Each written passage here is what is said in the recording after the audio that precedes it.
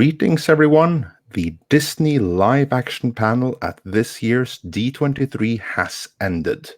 Now, that was interesting both for what we learned as well as for what we didn't learn. Today, we'll be Sorry, that's what happens when you're live. Today, we'll be discussing the most recent Marvel and Star Wars announcements, and most notably, the major Spider-Man non-announcement. Joining me to discuss all of that is special guests, Gary from Nerdrotic. Hey, Gary. Hey, Andre. Hi, Tom. Hi, Matt. Hi, Rob. Hi, everybody. Indeed. And we're also joined by, as you just heard, author Matthew Kadish. Hey, everyone. Thanks for having me on. Our pleasure. And as always, we're joined by Tom and Rob from Midnight's Edge and After Dark. How's it going, guys? It's going good. Best I can, thanks.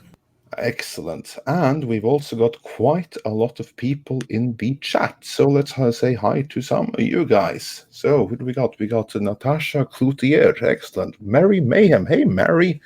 Awesome to see you in the chat. The Space King, Billy Workman, BC Rivers, Dragon Master, 0118, CDO'd. Hail everyone. It's great to see you all here. So let's get to the topic, because this has been a really interesting week, hasn't it, with the whole Spider-Man situation. Before we get into the non-announcement, I just want to hear what are your thoughts, your general thoughts on Sony seemingly yanking Spider-Man out of the MCU, whether they were forced to do so by Disney or not. What does that do for your excitement for future MCU movies or future solo Spider-Man movies set outside of the MCU by Sony? Gary, your thoughts? Sure. I had a visceral reaction when I did my video because of Tom Rothman and Amy Pascal and their past deeds towards superhero films. And I always come on the side of the character of Spider-Man. I haven't been happy with MCU Spider-Man, and I wasn't happy with Amazing Spider-Man from Sony. So it was kind of a lateral move to me at that point. I think it's out of one frying pan into another frying pan. Does it excite me? I wasn't excited for Spider-Man in the MCU from here on out, to be honest with you. And I'm not excited about the MCU, but it's a major blow to them. That being said, they put a lot of money into these films, and whether I liked them or not, they were successful. Without adjusting for inflation, they were the most successful movie Sony has had. But as far as just my excitement, I'm kind of mad over the whole thing, to be honest with you. It's more interesting to watch the drama play out and Sony basically win. I thought they won in this public negotiation that's going on, and I actually was naive enough to think that they might, and they still might, get a deal done. But I guess the news is that Marvel walked away from the table. So Sony decided, which you guys rightly pointed out in your great video, that Sony kind of used their Access Media guy to basically run out a PR thing for Tom Rothman that could have been written by Tom Rothman. Who knows? Apparently, he was in the editing bay for Venom, and he single-handedly saved it. Single-handedly saved it. So I think it was actually a good move. Yes, by Sony. It was all me, Tom Rothman. I saved the Venoms. Yes.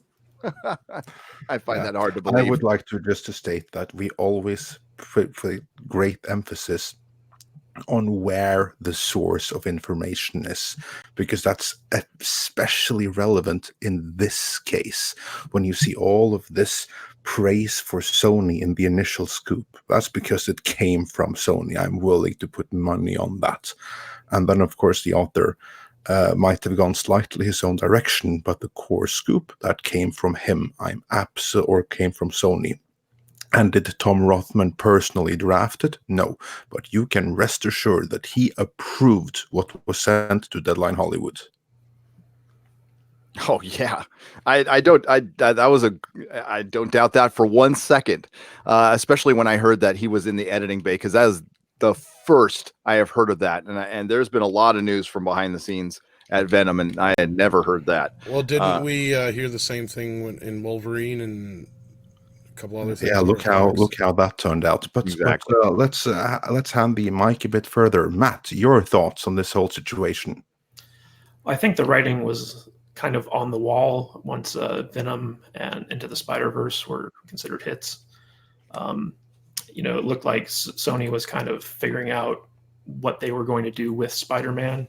And the initial deal to share the character was so unprecedented. Like, I don't think I've ever seen two rival studios work together in such a way.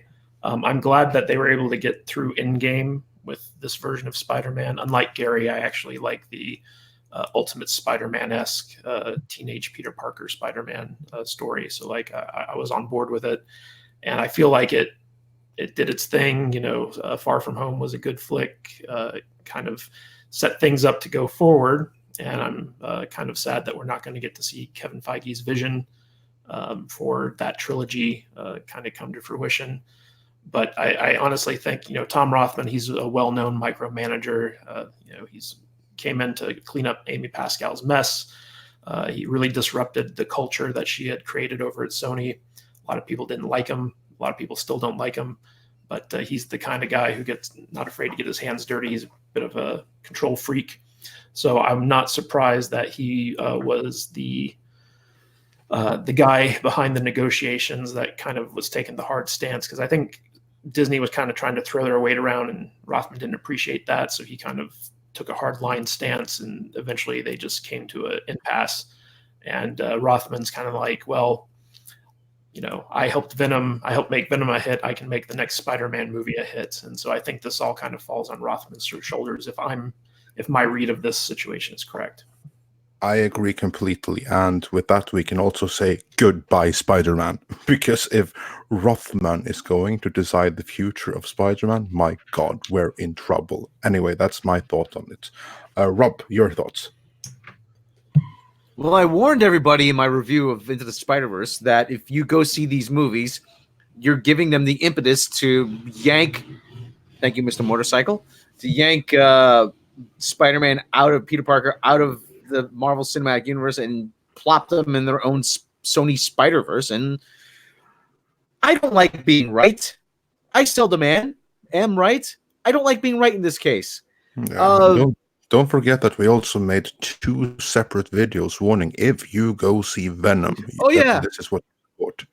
Oh yeah, we warned you, people. We warned you, but it's just like, well, it figures though. If it really does figure that, there's that old saying, this is why we can't have nice things.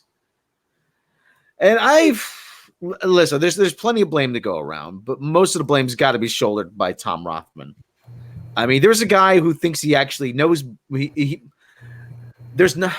I've said it before about other people, and I'll say it again. There's nothing more insufferable than the guy who thinks he's the smartest mother effer in the room, and that to a T describes Tom Rothman. Here's a guy who thinks he knows better than everybody else, and obviously he's smart enough to get to where he is, but the game has passed him by, and now it's going to be a bitter harvest we're going to reap because of this. You should also just point out real quick that apparently, in addition to Rothman being in the editing room for Venom, apparently Kevin Feige was also brought in post-production to clean up. Apparently, I don't know how true any well, we of don't, that is. man, But, we don't. Well, I think that was actually in the initial report, but yeah. It was prior to Rothman coming in. It was in the initial report, which again came straight from Sony, and maybe it's true. I don't know. Could be, but I would have liked to seen that confirmed by someone else, and we haven't. It's the first time we've ever heard anything of the sort. But it could be true, by all means. Could be true. Deadline Hollywood wouldn't run it, but we know that there are some details in their initial report and their follow-up that haven't been supported by later reports by the Hollywood Reporter, for instance. There's like some details, like for instance, about how Marvel were offered a 70 to 30% cut. That apparently never happened. What Marvel wanted was that, and Sony only offered 25.75. So there's some details, and apparently Sony also, and I don't know the source for this, but the last thing I heard is that there were 6 months in which Sony basically just let Marvel hang, or let Marvel hanging, I think is the appropriate term. Sorry, I don't speak English. Yeah, and I mean, if these things are true, I wouldn't be surprised if, even though Disney has officially kept their mouth shut on the matter, I wouldn't be surprised if there wasn't some leaks a little later on to kind of say, hey, wait a minute, no, we offered 70-30, not 50-50. What happened to the report that if Spider-Man Far From Home got past $1 billion, that Marvel would kick in some clause that Marvel would be in for the next film? There was no clause. So that was just a BS. That was in who ran with that? That was in a big trade too. There was no clause. I do believe that was basically the kind of like informal thing of, if it reaches to that, then we'll be interested. Then we can discuss extending the deal. And they were discussing extending the deal, and then it broke down. Sort of an unwritten agreement, really. Yes. With Sony and Disney. That's kind of like the thing to keep in mind is that the original deal that was up after the initial 5 movies. And anything that happened after that would have to be renegotiated. Another thing to keep in mind is that apparently Alan Horn, the head of Sony's motion picture division, was the one leading these negotiations with Tom Rothman.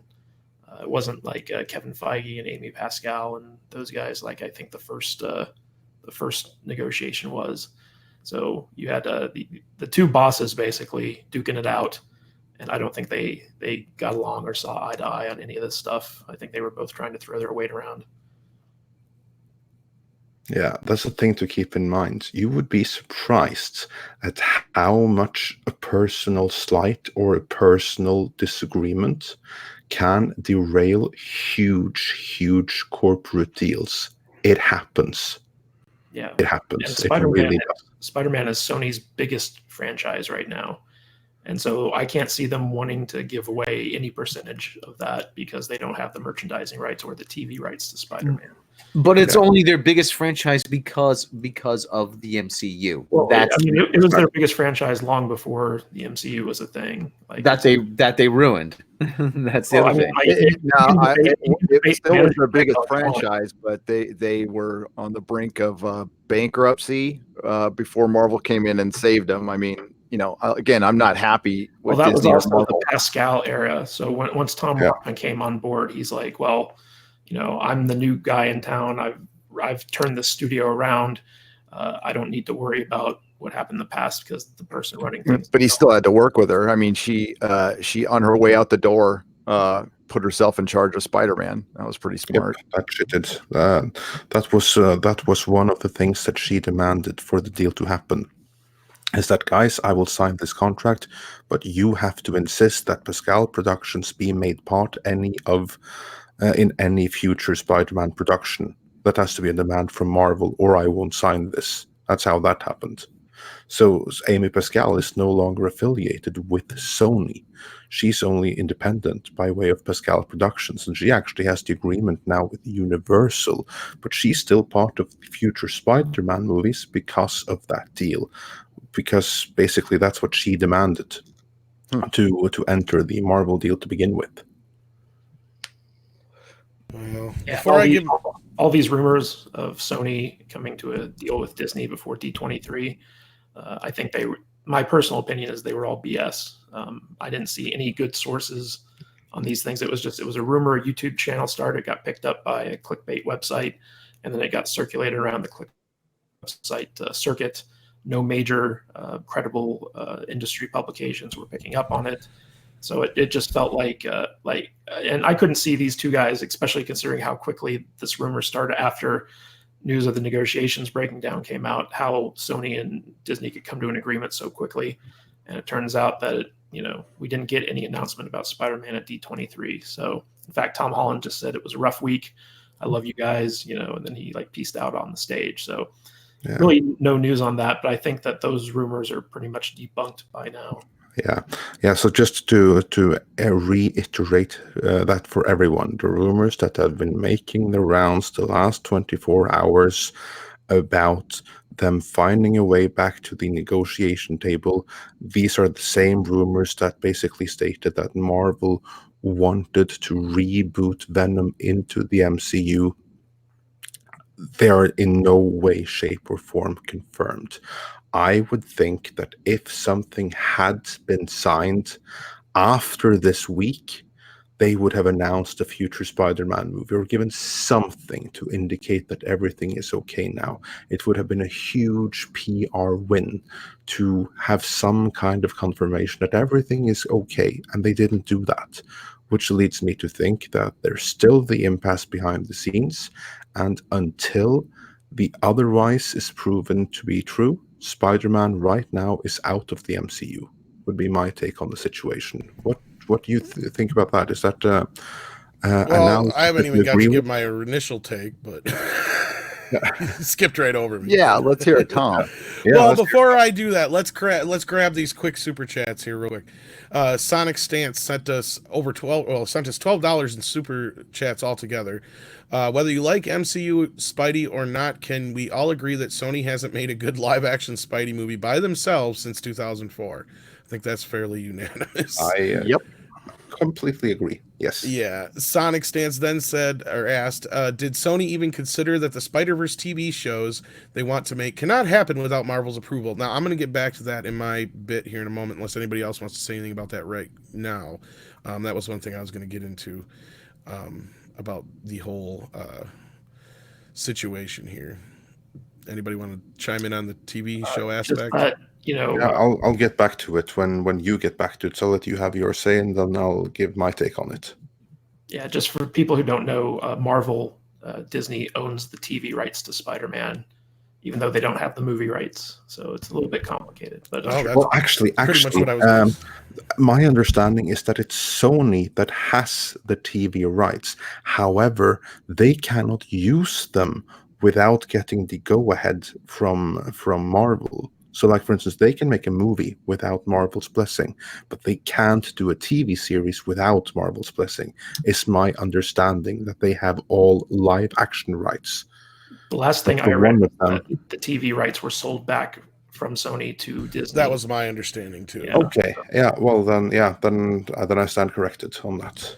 And then he sent another $2 that says, what does Sony Japan think of all this? We don't know right now.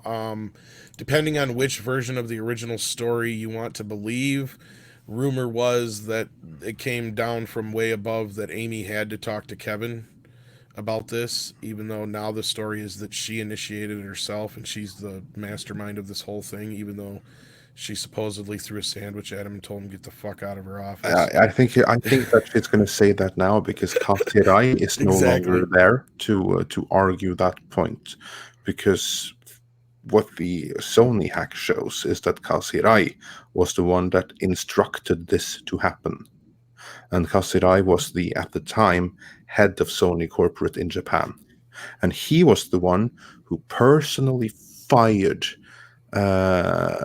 Andrew, what's his name again? The guy who Garfield. Andrew Garfield. Thank you. He was the one who personally fired Andrew Garfield. Therefore, he ended the Amazing Spider-Man 3. That was done. That was part of the reason why they had to go back to Marvel, because they were in a position where they, at the very least, had to recast anyway.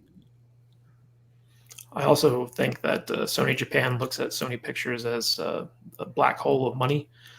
So like, I don't think they're too interested in what goes on there in general. But I mean, I might be off on that. Yeah, Tom. Before we get to hear your take, let's see what some guys are saying in the chats, because Sonic Stance, he had another thing to say, even though it wasn't a super chat. He said Venom being profitable was really a problem. But does Spider-Verse honestly count towards this? I know it was an Oscar-winning movie, I guess. That's Didn't the it make key. that much money?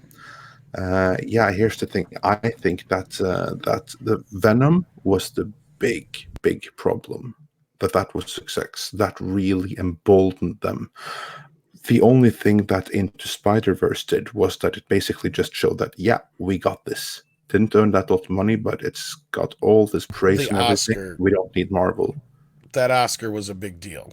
Yeah. Because normally if it's not a Pixar or Disney movie that wins the Oscar, it's a big deal when it comes to animated films. We do have 2 more super chats real quick from Mr. Wolverine 007. If Sony gets bought, will Spider-Man come home? Yes. Only if it's Disney buying them, though, right? Obviously. No. Well, that actually it depends.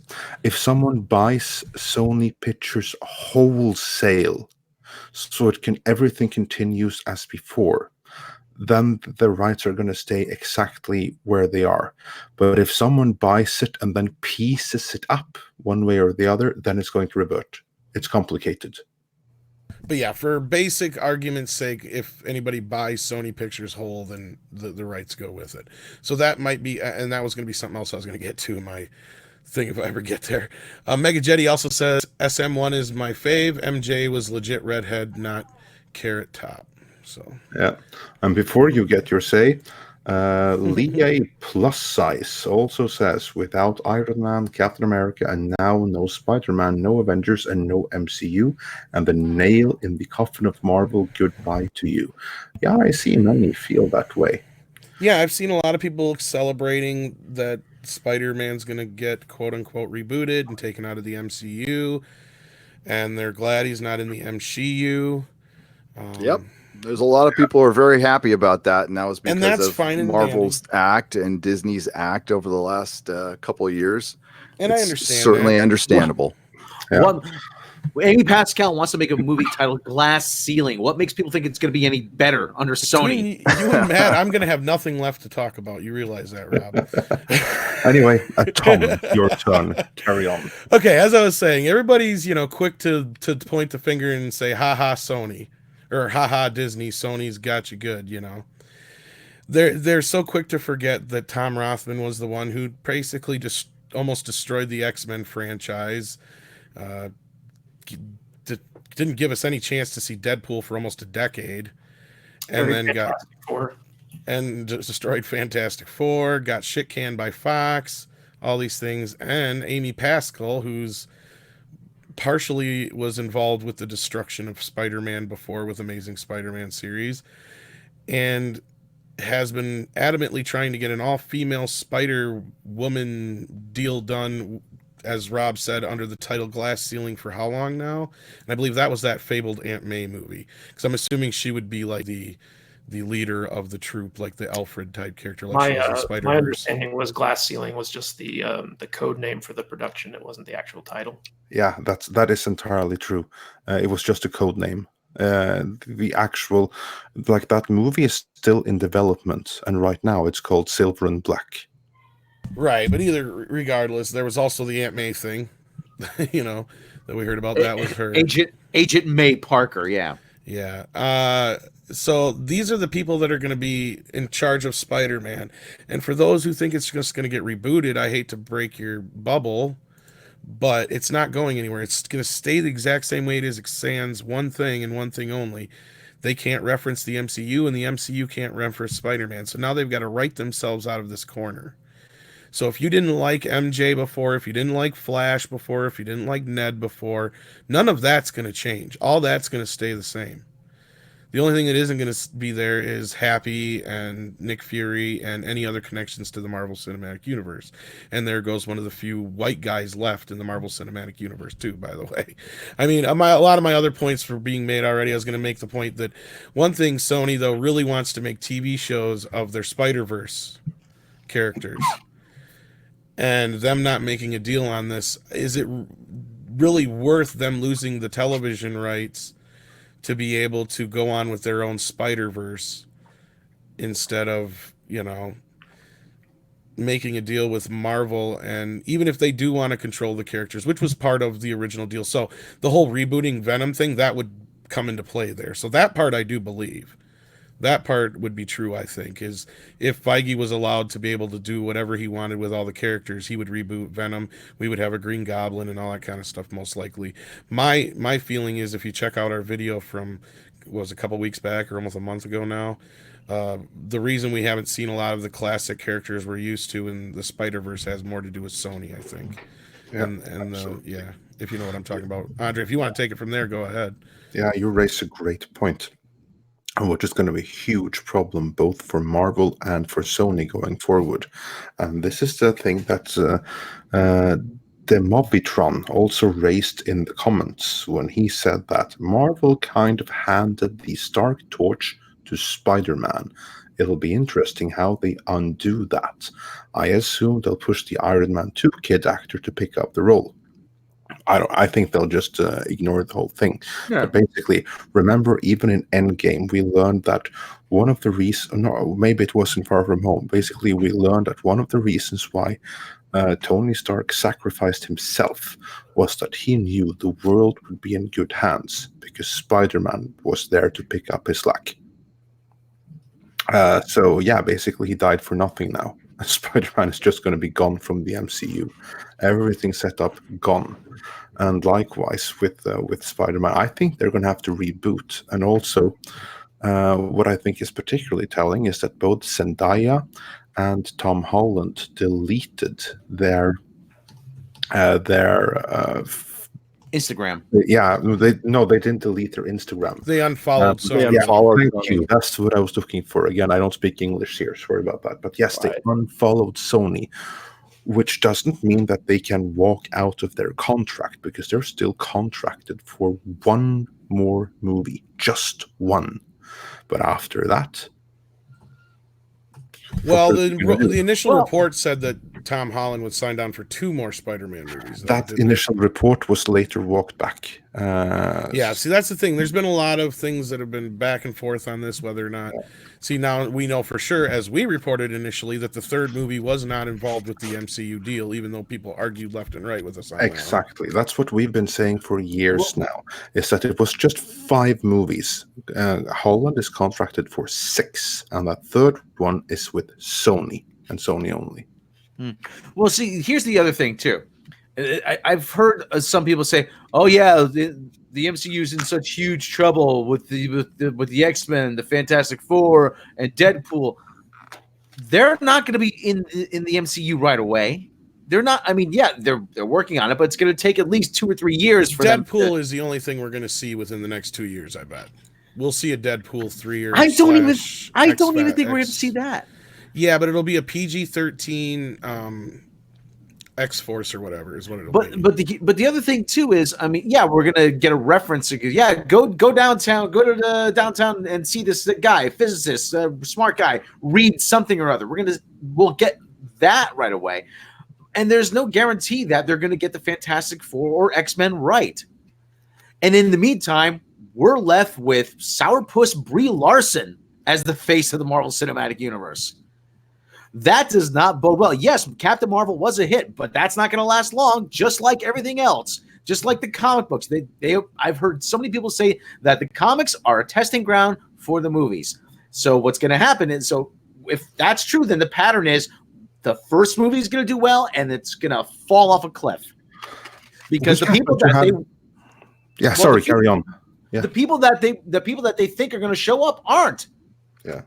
The Whole Foods iPhone waiting in line overnight for the latest tech crowd is not going to go see these movies. We have someone that has some quite extensive experience with Marvel doing this testing ground in the comics.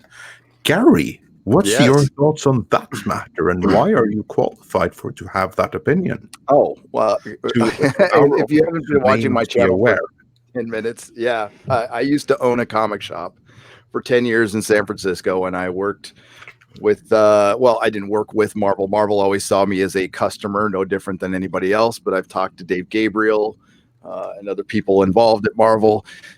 So yes, what they are basically doing right now is, for lack of a better term, we are firmly into SJW Marvel territory right now. We're at 2015 Marvel territory in the MCU.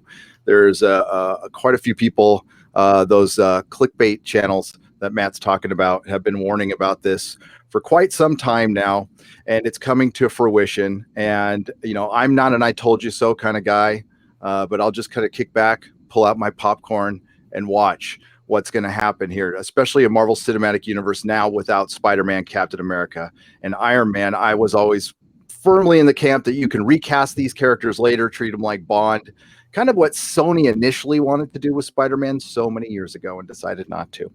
So what's going to happen? What's happening right now is they have skipped decades of great Marvel stories that they could adapt, that bringing in new characters, bringing in new diverse characters that aren't just gender swapped or race swapped. There's plenty of them in the Marvel universe that you have never heard of that they can make into legit characters, kind of like what they did with Iron Man. And they have skipped decades of storylines to get to Kelly Thompson's Captain Marvel. I'm surprised I'm half surprised we haven't seen America Chavez yet, but I'm sure we will. We're getting Kamala Khan, Miss Marvel, which is going to be a complete, it's just a political mess, in my opinion, especially since the showrunner has zero experience running an actual TV show. She won an award in Britain. I went over it on my live stream last night. If you want to just take a look at her IMDb, it must be nice to get, that kind of a job that quickly, and congratulations on her. But considering what Miss Marvel has been inside the comics, not all of the comics were political, but they had a bent towards them. Well, one of the things, if you ever see a guy, I don't know if you ever see a guy by the name Literature Devil on YouTube. He does a breakdown of these. All we keep hearing is, first Muslim superhero, Pakistani superhero, blah blah blah blah, person of color, blah blah blah. He does a breakdown of Ms. Marvel and Daredevil, the most Muslim superhero and the most Christian superhero. And Ms. Marvel is essentially a character with no hero's journey. Or her entire identity is being Muslim. We're not knocking that, okay? But she essentially is just given her powers for no apparent reason. And her skill set is just Reed Richards copied and pasted onto this 16, 17-year-old girl from New Jersey. And with no stakes, Rob. I mean, that's the fundamental problem with SJW Marvel. There's no stakes involved. There's no hero's journey. There's nothing. They're just OP'd. And that's it. You don't see anyone fail. That's the other problem. And I'm thinking there's going to... Okay, listen.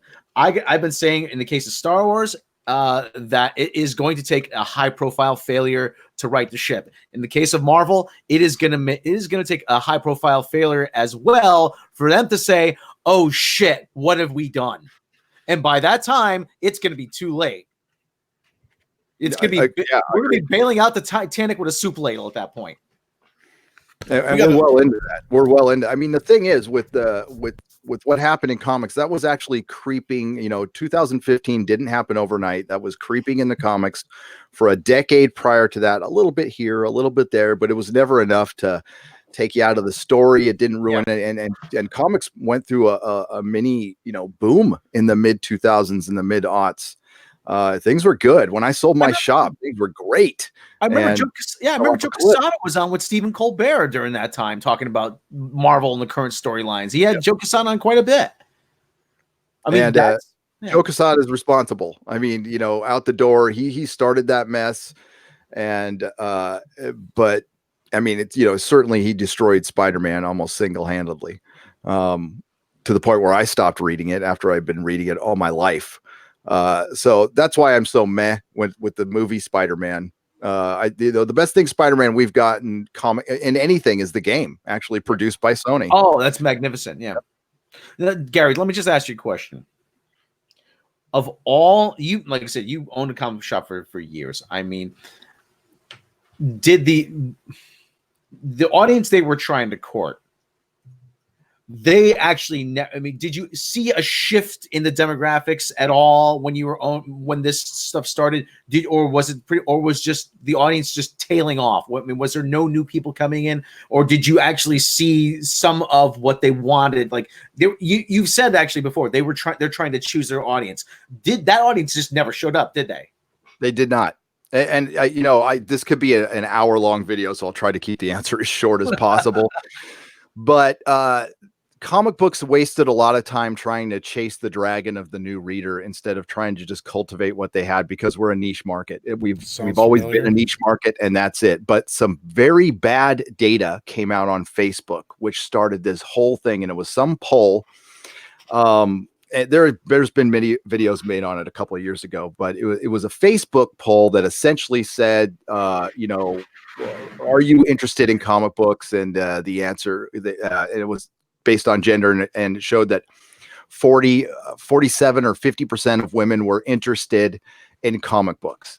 But that's such a broad question. So they saw that data and they go, oh my God, the future is female for comic books. We need to start making comic books for women, because that poll on Facebook, which didn't break down anything, said half the audience is women when it wasn't. And, you could interested in comic books means I bought a pop that I bought a Spider-Man pop. That could be interest in comics, or I like the movies.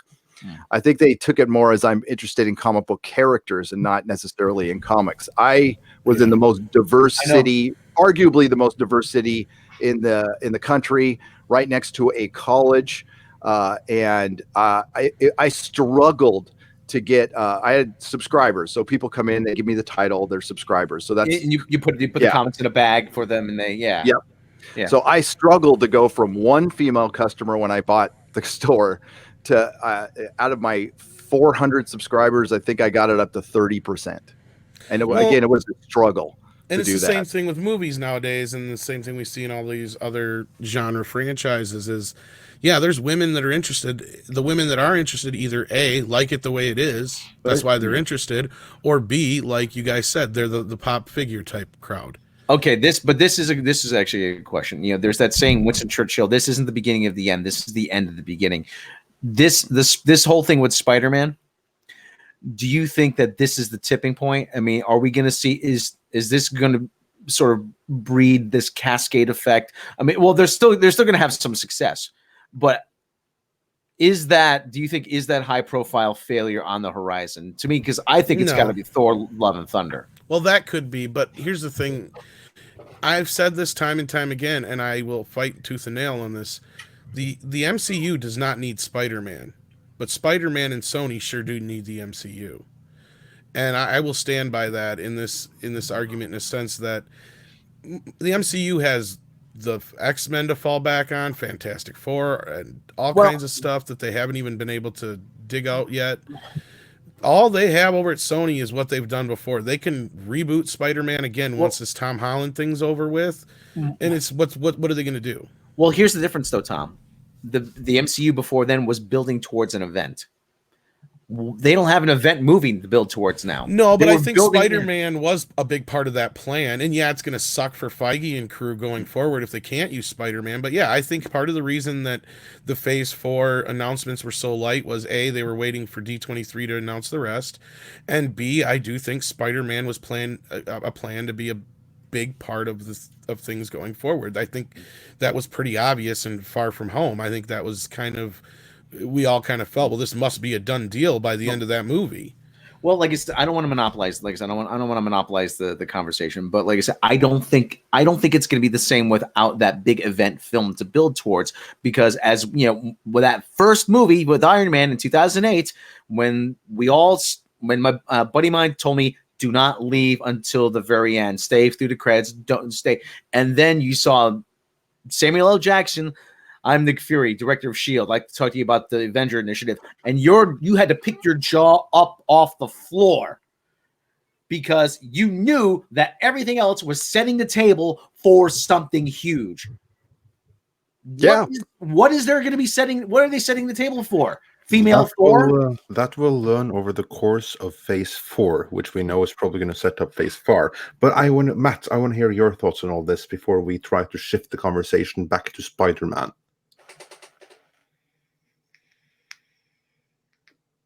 I think you may be muted. Matt? Sorry about that. Nobody wants to hear what I have to say anyway. I think that this idea that... we all do, so carry on. I think that this idea that Spider-Man can't succeed without the MCU is a little bit unfounded. Even though there were ties to the MCU in these current Spider-Man Sony movies, They were pretty much standalone adventures for the most part. And I think that they've gotten the template from Feige. Basically, they feel like they can just copy the Marvel formula going forward and expand out. Like, they have access to 900 characters under their license, so they can build out their own kind of MCU under the Sony banner. And I think that's what they're planning to do. Whether or not they'll be successful on it, I think it depends on the talent they get, writing these things. If my theory holds true, then they're going to take Lord and Miller, the guys behind Into the Spider-Verse, and they're going to kind of make them a more important part going forward of kind of planning out the movies and the stuff that they're going to do. Oh, they're fucking doomed then. They're as long as they get along with Tom Rothman. That's just my own personal theory. I don't have anything to back that up, but I know that Lord and Miller have a vendetta against Sony, and so they're kind of invested in seeing, or not a vendetta against Sony, a vendetta against Disney, and so they're kind of invested in Sony's success. So going forward. Well, you heard this story. You heard the same story that we heard, that the day Lord and Miller were fired from Solo, the cast and crew applauded. Naturally I'd hold a grudge, but I tend to think that Sony overpaid for Lord and Miller. I just don't see the appeal. Honestly, I really don't. Well, sure, that self-referential stuff may work for the Lego movie, but I know I'm the outlier. I freaking hated Into the Spider-Verse. I'm like, you turn everything into a joke. That whole meta humor just got tiresome after a while. Well, I felt I think you may be an outlier. There are loads of people really I didn't like care for it either, myself included. Yeah, and I think loads of people need their heads examined. I mean, I don't think it's going to hold up in a few years. I really don't. It is going to age badly. It looks like a PS1. Regardless, I think that Sony feels that they can succeed going forward without Marvel's help, and I feel like they have big plans for Spider-Man, and so they're less willing to negotiate because of their recent successes, and they feel like they can go off and find success off of their own merit, as opposed to kind of riding on Disney's coattails. And I think that going forward, until they get that flop or until everything collapses, they're going to be proceeding under that assumption. And I don't think we're going to, though a lot of you guys are on phase 4 of Marvel, and they're kind of turned towards more diversity and stuff like that. I don't think the new Love and Thunder is going to be a failure. I think that Marvel is going to continue with their string of hits. I haven't seen any sign that they're going to be slowing down or that people are turning against them on a large scale. And so I think both companies are going to proceed, and they're going to be fine probably, unless they get some really idiotic people behind the camera making really stupid decisions. Now, I know that on the comic side, as Gary was talking about, that's an entirely different division from the film division. So the people making the stupid calls under Marvel Publishing have nothing to do with the Marvel movie stuff. And the Marvel movie people are a little bit smarter than the writers they have on the publishing end of things. And they've been able to kind of walk that fine line. Yeah, you basically had all the line. 8 words. Recent success towards Endgame, again, building up towards an event. I think I will definitely take a wait and see approach towards what they're going to do without building up towards something like a Galactus or something like that. But if you're using a template that has failed, no matter how smart you are, you're just putting yourself behind an 8 ball, especially when you can use templates out there that would be successful. And, I don't have a problem with them taking a turn towards diversity. That's not what anybody here in the Fandom Menace has a problem with. The biggest problem they have is their partisan politics. I don't care who's what or who sleeps with what in a movie. If I cared, I wouldn't watch Star Trek. I wouldn't read Marvel comics. I wouldn't like Doctor Who. So that we're just going to have to take a wait and see. But we have data. We have actual data from narratives. So I'm not talking about bottom lines and what Sony thinks is successful. I take it from a fan point of view and taste, just personal taste. Yeah. And those stories weren't good. So if you're going to base your movies on stories that aren't good, you're putting yourself behind the 8 ball before you even start, especially when you just released 3 of your biggest characters, one of them involuntarily, obviously, or voluntarily. It depends on the story. I will agree with you that Spider-Man can be completely successful without the MCU, and the MCU doesn't need Spider-Man. Spider-Man doesn't need the MCU. Of course, if you have the right talent behind it. But again, We have Tom Rothman behind all of this, and and Kevin Feige, as great as he's been, it seems like he hasn't been behind a couple of big decisions at Marvel. We know Alan Horn is actually the person in charge. Like, he's the boss. He's Kevin Feige's boss. And it seems, he's the one who got rid of James Gunn, supposedly, not Kevin Feige. I mean, I don't know that for sure. I just read that in the trades. And by the way, I see the trades. I don't see them as credible sources. I see them as PR firms for the major franchises. So I don't know how credible is a very, I don't know. I wouldn't use that word. I'd say official. Yeah, well, unless, Matt, you were saying, unless they have someone making stupid decisions behind the camera, I give you 8 words from Taika Waititi. I'll ruin your mythos in a minute, baby. Bingo. That was a joke, though. Like, I've been a fan of Taika's for a long time. Yeah. He's a very intelligent was it a joke? He was trolling on Twitter. He was trolling on Twitter. Well, you know what? After the whole Rian Johnson thing, you got to choose your words carefully. Well, I haven't seen a Taika Waititi project that I haven't liked so far. So I've got a lot of faith in the guy. And I think that his bent is more towards being funny and humorous rather than pushing any type of politics. And I have faith that he'll turn in a good Thor movie. So pushing politics, there's pushing buttons though. There's certain buttons you don't want to push. I mean, you can just say, hey, you know what? We're gonna work hard. We're gonna put the best product out there, and I hope you guys are gonna appreciate it. I mean, I think anyone familiar with Taika Waititi and his kind of humor would have looked at those tweets and just dismissed him as him being funny. He wasn't personally attacking the fans. He was just kind of dismissing their criticisms in an offhanded way. That's a very interesting way of looking at it. But in the greater context, especially after very public battles on Twitter with people like Rian Johnson, you don't push those buttons. I mean, you can't. I mean, yeah, you have goodwill. I mean, how much of that goodwill are you going to burn through until eventually? Honestly, I don't think that someone like Taika Waititi cares. I don't think that he's trying to be funny. I think he's just trolling in his own way. But I also think that the movie itself is going to be successful because it's going to be coming off the high of Thor Ragnarok, which was pretty successful. But how successful is the next one going to be? That depends entirely on where they take it. About that, we're going to go through some super chats and some more comments in a moment. But since we're talking about it, Natasha Cloutier, I'm sorry if I mess up your name, has a comment that I think was really poignant, something that I can speak to. Female Thor sounds stupid. Thor is a male Norse god. Yes, absolutely. And not only is Thor a male Norse god, Thor is his name. It's not his title. Like it's like, for instance, if say that someone that I was to be replaced at Midnight's Edge, that I was to be replaced by a woman called Sarah, she wouldn't be the new Andre. She'd be the new editor-in-chief. It's like the same thing. I may call her the new Andre, but that's a different story. Yeah, be her official title. Tom. Hey, new TMI, Andre. Tom. Well, but in all fairness, guys, we don't know how Jane Foster is going to be presented. Right. It could just be that she has the power of Thor and she has her own superhero storyline, as opposed to being the new Thor or the female Thor or something along that. She will be I promise you, she'll be the key to everything, or our ultimate destruction. She'll be the Mikey Spock. Yeah. Yeah. I don't believe for a moment. Well, the biggest problem is, how do you convince the movie-going audience that a 95-pound woman is going to be able to save you? I mean, she better start hitting the human growth hormone now.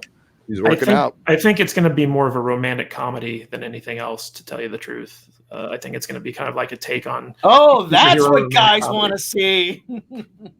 Well, they might be trying to appeal to the female audience because every girl loves Liam Hemsworth, right? So, I mean, who knows what their strategy is? But it's obviously not the typical, superhero movie that they're going to make. Chris Hemsworth, you meant, but yeah. Yeah, Chris Hemsworth. Whoever the guy is who plays one of the Hemsworth. Yeah. One of them. Yeah, I see the point. Well, anyway, we're going to find out in time exactly how that works out. But before we move on, let's go through some more comments and super chats. Sonic Stance, he had some comments and some questions. He asks, can Sony even use the same Spider-Man costumes now? No, they can't. They're locked up in the MCU. The suits that we've seen so far, they were given to him by Tony Stark.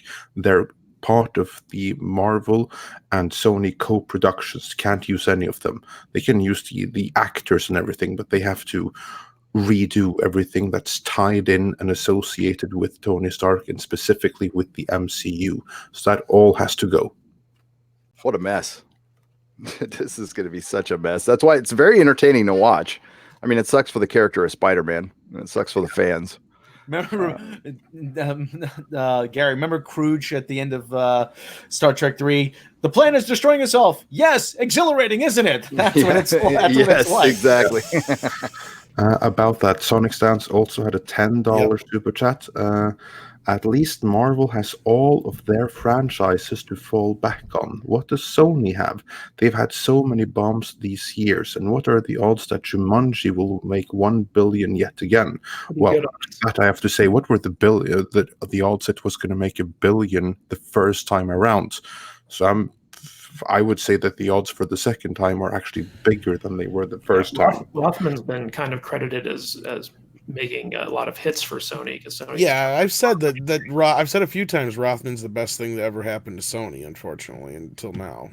So he's done some middling decisions. He's not every decision he's made has been a winner, but he's done enough good decisions that he's going to be quite popular with the board of Sony in Japan. Now, of course, if the entire Spider-Man brand gets messed up, then who knows what's going to happen. Because also keep in mind that Rothman was behind the decision to scrap the all-female Ghostbusters and get back to the real Ghostbusters going forward with that reboot. And also, that's also something that worked in his favor. Before that even came out, he cut its budget. So he mitigated Sony's losses, which looked like a great decision, which actually turned out to be a great decision after the fact. So yeah, he's made some good decisions. But basically, what does Sony have? Well, they have 900 characters, and they can make an infinite amount of movies based on those 900 characters. And they got Smurfs. They have Smurfs and they have Ghostbusters. And but basically, just with their seriously, I'm serious here. Just with their Spider-Verse, just with these Spider-Man characters, that can sustain them forever, because there are so many characters in there that can be great solo franchises without any connection to Spider-Man 2099. They could do like a whole franchise just off of that. Yeah, but forget about that. They can do solo, and by solo I don't mean like solo Star Wars, but solo the Punisher wannabe. They can do Paladin, the Hawkeye wannabe. They can do Silver Sable, the female Nick Fury wannabe, which actually they're going to. They're going to go right back to Norman Osborn. They're going to go right back to Norman Osborn. Yeah, they're probably going to do that as well. But what I mean is the potential is infinite. And say that if they just want to make like a series of if they want to James Bond Spider-Man and just do one epic storyline after the other with different creative teams and everything, they can do that. They can, if they treat it right, sustain themselves forever on the Spider-Man license alone. So they can. It's just a matter of the execution, and that they chose the Morbius, the living vampire, as the second character.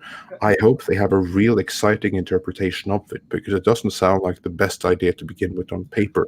It just shows the strategy that they can establish 900 franchises from it, literally 900 different unconnected franchises or connected. They can do that. And all we can go off of is past data, like you said. So Tom Rothman was previously in charge of the X-Men franchise, which arguably has better characters than Spider-Man. He had the resources to take advantage of all of those characters. and didn't, and kept Deadpool from being made. I do think the one distinction here, though, is that Rothman feels like he's got the template from Feige now. So he's just like, well, if we just follow this template, we'll be as successful as Marvel. And he didn't have that back in his Fox days. Oh, yeah. I've been saying it since the start. Yeah, they let Feige build the house, and then they just grabbed the keys and say, oh, we got it from here, and kicked him out. Yeah. But the problem is that... missing the point of the whole thing, that Feige is an actual comic fan and understands comics. And Amy Pascal and Tom Rothman don't. Especially not Rothman. He can think he has understood it, but really he hasn't. And if he is the one that's going to make it in charge, like the way that Sony can do this, I don't want to give them advice now, but I'm going to anyway. The one way that they can do this and make it work is that if Tom Rothman appoints a Kevin Feige of his own, and he creates like a Spider-Man Studios within Sony, and he appoints, I'm not saying Kevin Feige, but someone like Kevin Feige. Didn't they try that with Kurtzman? Yeah, they tried, but they can't be with Kurtzman. It has to be with someone more skilled with that. I know, I was trying to be ironic, but yeah, that's okay. Yes. Yeah, they've tried this already. That's my point. Yeah. Yeah, they tried it already and they failed. That's why I think it's going to fail again, because I think in theory it can work. In theory, they can make it work amazing. But that's the theory. In practice, I have very little faith in them. And Tom Rothman, he may be a very skilled businessman. He may be the right person to get the studio back on track. He is not the right person to oversee a franchise such as this, because it is so far from his natural instincts. He has literally nothing to offer. Not for this. And every one of his instincts is going to be wrong, because he's not attuned to this. If he's smart, if he's really, because Tom Rothman's all about saving the scratch, saving the cheddar, but yeah, if he's able to find that one person, or it's got to be one person who's completely in charge, understands comics, could map out Spider-Man, understands Spider-Man. There's 1,000 who can do it, but we don't know who, and he certainly doesn't. No. But the thing is, he has to be able to stand up to Tom Rothman. Rothman will not tolerate that. He wants someone who's going to be obedient. He's going to want someone who's going to deliver it on time, under budget, and to the what he wants. That's why I think they're going to tap Lord Miller. They're already in the Sony stable. They won the Oscar for Into the Spider-Verse. And what is more, I think that they're going to be a really good picks for it. Probably. I do. I think they're going to be really good picks. I disagree, but we'll have to agree to differ. Yeah, we can agree to disagree on that one. All right. Do we have any other cool comments which are relevant to this? And some super chats. Do the super chats first, Tom. Let's see. You left off on. Let's see here. We got Drunk 3PO, who's back in the chat again. $4.99. Much love to this awesome panel. Much love to Drunk 3PO, a good friend of After Dark in the channel. So thanks for stopping in. And happy birthday. Happy birthday. That's right. Thank you, Matt. Sonic Stance again, $5 for as much money as Venom made. Why haven't they started filming the sequel yet? And what if Morbius doesn't perform well? I believe they're prepping the sequel now with. They are. They found Lockdown the director. Yeah. And Tom, or what's the lead actor? Tom Hardy. Tom Hardy's returning. Woody Harrelson's back. So they got everything set to go for Venom 2. They're just ramping up for it. Yeah. So yeah, that's coming. Why did it take so long? There's a very simple answer to that. They didn't have everything ready to go already. Some movies aren't planned out as trilogies. Sometimes you have to wait till they see the box office receipts and then they get going on the sequel. This was one of those movies.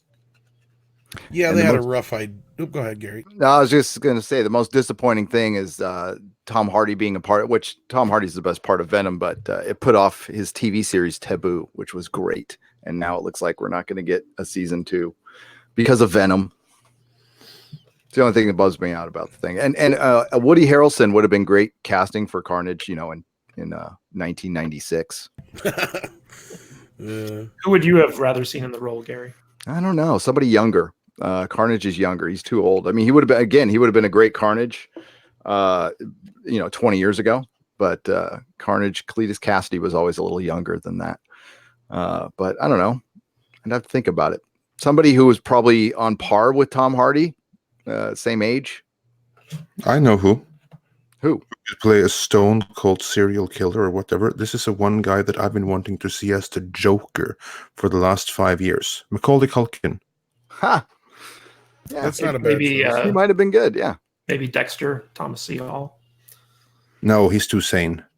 He's way too sane, too rational. You need to have someone that you look at and you see, oh my God. He's a this good guy actor. He really can nuts. pull it off, I think. Oh, yeah, maybe. But you know, Woody Harrelson did that Natural Born Killers, so I think he's got it in. I'll say the guy who I say for every part, Norm Macdonald. Hey, Spider-Man, Carnage. How's it going out there? Rob, Michael B. Jordan in every role. Idris Elba. Idris Elba, where do we vote? All right, we got another one from Brian Devereaux, $4.99. Thank you so much. Possibly of Tom Rothman prepping for sale, maybe to Apple. Sony is worth far less without Spider-Man, just Jumanji. That was another part I was going to bring up, and I was kind of holding off for this super chat again. Yeah, I wouldn't be surprised if that might be another major factor in why they decided not to go forward with the deal, because they are trying to make the company look better for a sale that has been rumored for a while that they're looking to sell. And this would be Sony Pictures, of course, not everything else. So I don't know if anybody wants to comment on that. I have to say that it depends on exactly how a sale is executed. It's no guarantee that they're going to get Spider-Man at all, and that makes Sony a much less interesting proposition right away. Yeah, I don't think it's not like the Viacom CBS thing where, Sony's kind of looking to sell off. Sony's a much bigger corporation than just the movie division. So any losses the movie division has, it can be recouped elsewhere in the company. They're a pretty big conglomerate. So I don't really see them factoring in this idea that, we're prepping to sell. If anything, they would probably be looking at something to buy. So.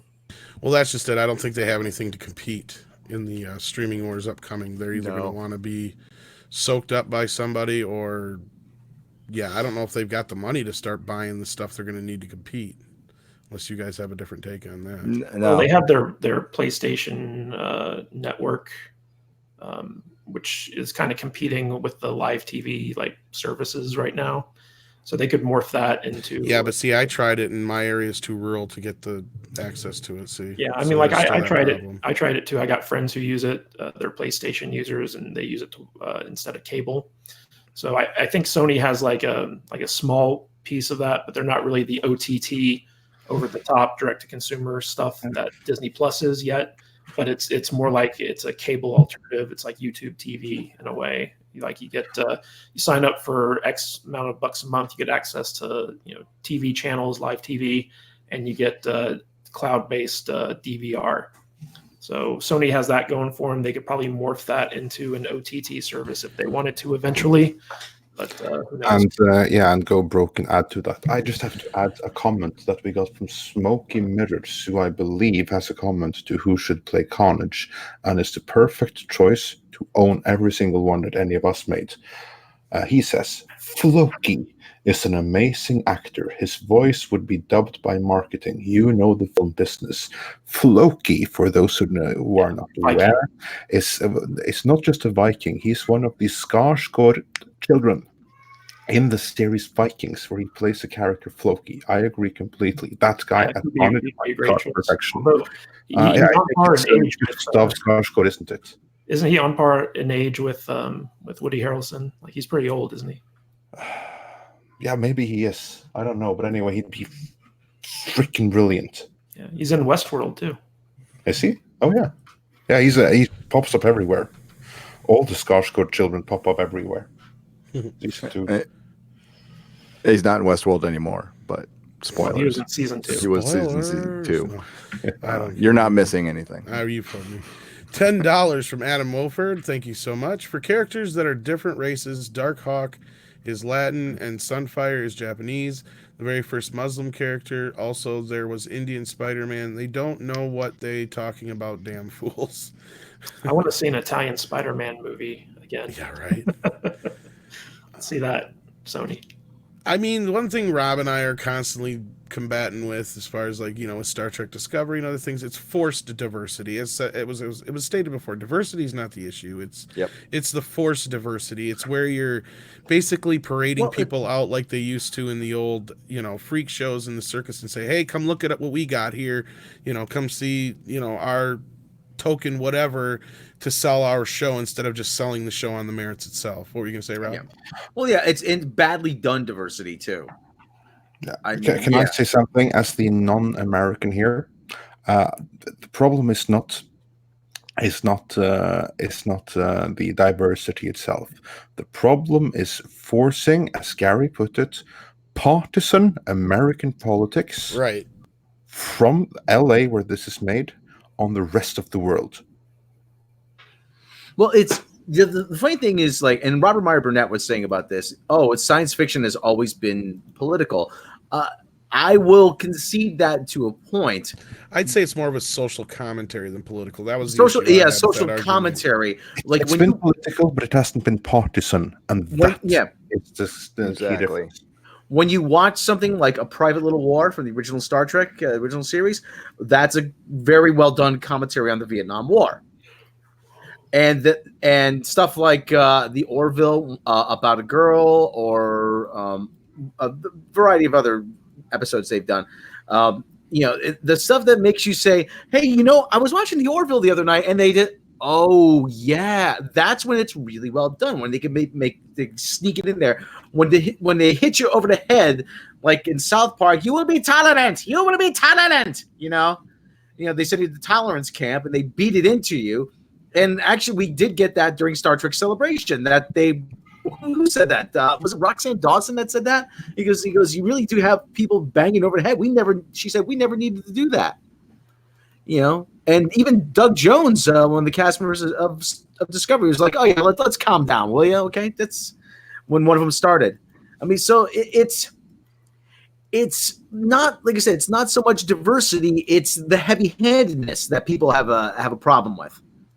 And all that's being done is to pat each other on the back. Oh, yeah, well, I've got a gay, Asian, lesbian, transgendered person. Oh, yeah, I've got a quadriplegic midget in my show. And, like, you know, that's all very nice. But let's try to get back to the topic. I feel that we've gotten basically as far as we can with the Spider-Man discussion. We do have 2 more super chats. Yeah, so let's do them before. Unless we got more that I miss. Sonic Stance, $2, and Feige We Trust. I kind of figure, I mean, even no matter how you feel about things like Captain Marvel or Thor Ragnarok aside, Feige's record to this point is pretty solid. So, I mean, unless he goes like total apeshit crazy at this point, I don't see the MCU going completely off the rails. Like, even to go back to the Taika Waititi thing before, I do think he's just kind of trolling, aka joking in a way. I've even said I wouldn't be surprised if they use a lot of the film to joke about the whole forced diversity thing in a way. Count on it. Yeah, so I mean, like, we even got a bit of a tongue-in-cheek here and there to it in Spider-Man Far From Home. So I mean, they're aware of it. But the problem is with Amy Pascal, she's aware, but she's just dense. So she's going to force it in everywhere she can. Trust us on that matter. And then Adam Olford threw another $5 at us. Thank you so much, sir. If they want, they could make Spider-Woman or Spider-Girl, Spider-Man 2099 movies. Now, I don't know about Spider-Woman, because I think that actually Marvel still owns the rights to Spider-Woman, if I'm not mistaken. That's one of the disputed characters. Yeah. Other than that, though, yeah, the other ones they could, and don't be surprised that they won't. This whole Spider-Verse thing, you know, and the adjacent thing that, you know, Amy was going on about with the whole Venom thing. I think this was all pre-planned this way. They ghosted Disney for a reason for 6 months. This is not a mistake. Rob knows what I'm talking about in the dating world. When a girl don't talk to you for that long, that means they don't want to talk to you. Yeah, I saw a comment earlier. I've been trying to find it, so I'm sorry that I cannot reference exactly who said it. But someone said in the comments something along the lines of thinking that this was just a PR stunt to drum up attention for D23. Many thought that, but I don't think that's the case at all, because the live action panel at D23 is now behind us, and Spider-Man was shining in his absence from it. So, yeah, I don't think so. But we got some other things announced at D23. So now, first, let's go with all the Marvel things, since that's what we're primarily discussing. Before we jump on that, I Star guess. Wars. And we have some more super chats and comments, so let's do that first. Well, I don't know about the super chats, but unless I missed one. Did you have any more? I thought. Oh, you do have one. $2 from Quantum Kakarato. I'm screwing that up. Holland just commented he's continuing Spider-Man. Yeah, that's what I was just gonna interrupt you with, Andre. Was I guess we just got word. Well, we knew this was going to happen. Tom Holland breaks his silence on Spider-Man's future in the MCU. It will be different. Tom Holland has broken his silence and reports that he will no longer appear in the MCU. The actor was supporting the release of Onward. If this is just more of the same crap from earlier, though. Basically, we've made 5 great movies, Holland told publication. It's been 5 amazing years. I've had the time of my life. Who knows what the future holds? But all I know is that I'm going to continue playing Spider-Man and having the time of my life. It's going to be so fun, however we choose to do it. The future for Spider-Man will be different, but it will be equally as awesome and amazing, and we'll find new ways to make it even cooler. So, yeah. That just goes back to what we said earlier. He's under contract with Sony. So he's just playing nice. There's a little bit of finality in there, but there's not a lot of finality in there, it seems like. No, he also basically holds a door open in case the parties decide to go back to the negotiating table. However, what he says right here is that, Spider-Man is no longer in the MCU. It's going to be different. And of course, that's what we weren't. None of the costumes or anything can be there. And the major events of the past movies, they never happened. And in the MCU, well, Tony Stark's hair, well, he just got snapped out of the universe. So yeah, it's going to be awkward going forward. And I don't think it's going to be I don't think it's going to work out for anyone involved. Is what I think.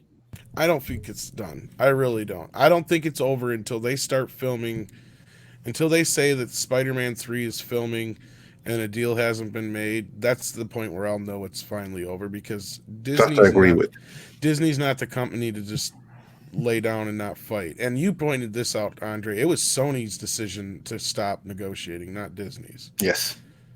They were the ones that walked out. They were the ones that took the aggressive measure of going to the media.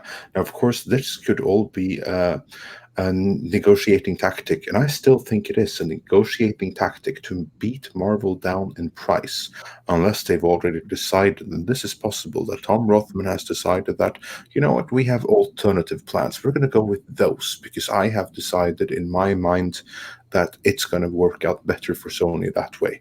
And then I think he's going to be in for a nasty surprise a couple of years down the line. All right. Now, unless I missed any more super chats, I think we can move on. I don't think I have. Yeah. You would have to all right. check, Andre. Guys, any final words on all things Spider-Man before we move on? I don't know how much longer Gary has either. So no, I think I've said my piece on it. It's going to be interesting to watch. I don't think it's going to be the end of Spidey, because I just kind of think that's been happening already. So, but maybe I'm the outlier on that one.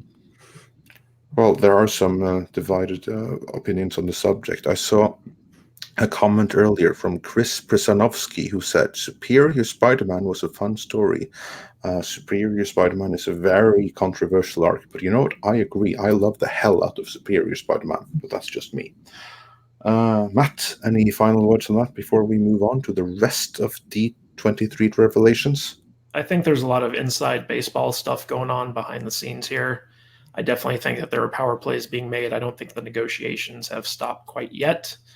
I think that Sony claiming that they can go forward without Kevin Feige is just more posturing to try to, get a better deal. And if they do choose to go that way, they definitely think that they have the template to follow to be successful. So, it's a wait and see thing, but I would also caution everyone that if you hear rumors about this stuff, consider the source. If it's an anonymous source who's driving this stuff out, like they don't put their name or reputation behind it, and they're quoting some insider, just be very cautious, because we've been getting a lot of misinformation coming out from people who are just legitimately making stuff up and passing it off as actual news. And the minute it gets picked up by some of these clickbait.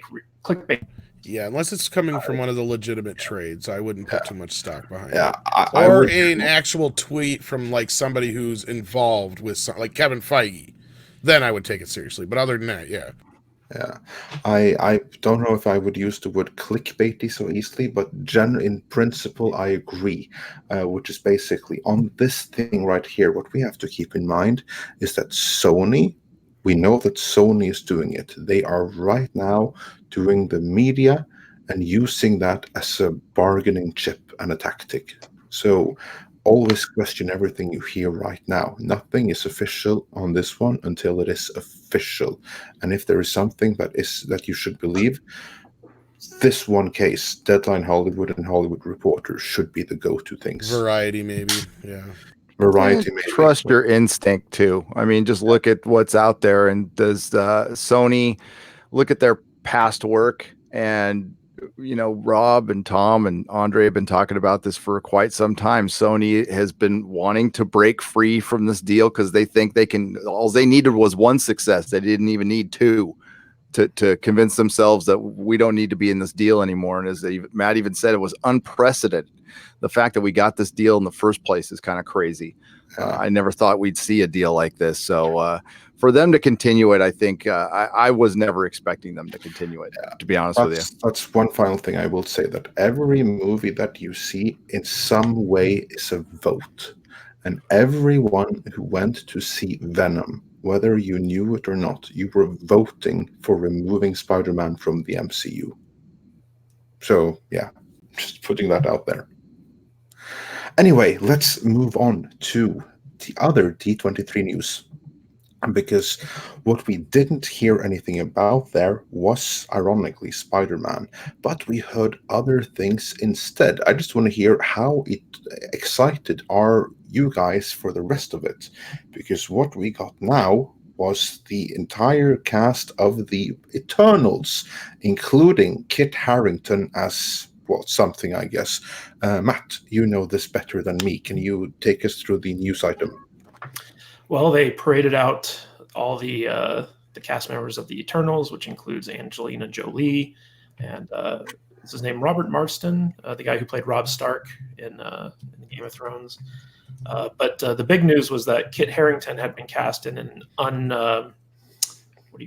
like an unknown role the day before that news broke, and everyone was kind of speculating like, oh, he's the new Wolverine or whatever.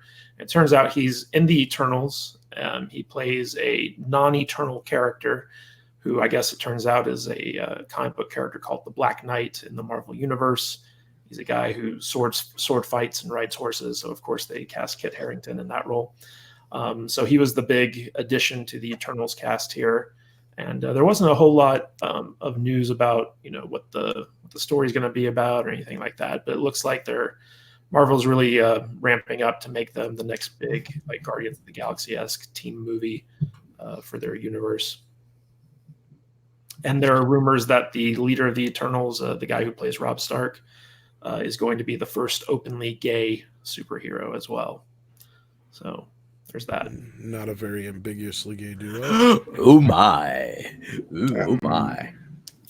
Guys, your thoughts. How excited are you for the Eternals? Gary, let's begin with you before you have to go, since I guess you have limited time. Yeah. Okay. So I don't know. I've never been a huge fan of the Eternals, but this is kind of a situation akin to Guardians, where they have a blank slate and they don't have a ton of canon, so they can play. I mean, there's certainly things they can draw from the comics, but it's not as deep as a Spider-Man or the Avengers. So they're freer to do more experimenting with it, and it looks like they're going that way. I'm not excited about it though, and this Kit Harington casting, I'm sure everybody loves it, but it just shows the lack of originality. Now they're just going, hey, let's get the guy from the Knight series that was on Cinemax or HBO, whatever, something Thrones, and let's make him the Black Knight. There you go, that'll work. Kit was a great Jon Snow.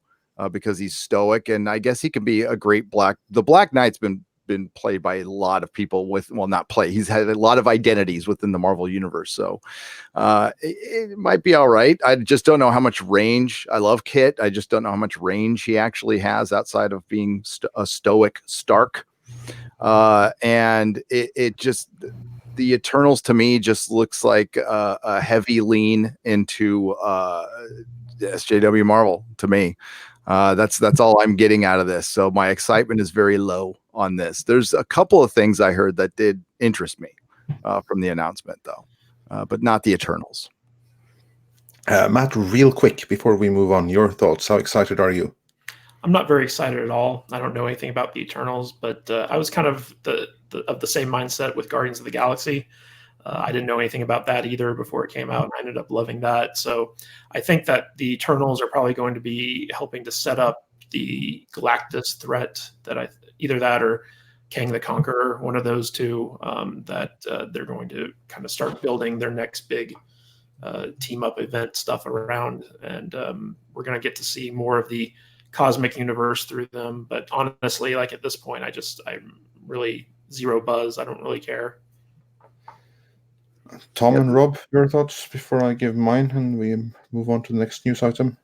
I'm not that familiar with the Eternals, so I'm just going to hand it to Rob, who actually has a little bit more of a baseline to go from on that. And I did show him the concept art last night that was a part of the presentation. Yeah, the concept art looked like low-rent Terminator leftover art. And I saw some of the costume tests. I think it was a costume test, and they look looks pretty bland. I mean, didn't look very Kirby.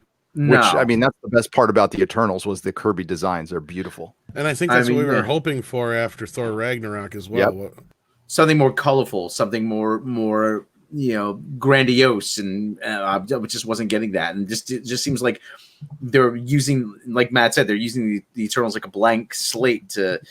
Well, Gary said that they're using it as a blank slate to just impose whatever they want upon it. They have a modern story there's a Neil Gaiman story they can go off of, and Guardians pulled from the series from the mid 2000s, which was great, and they pretty much pulled everything from that for the film.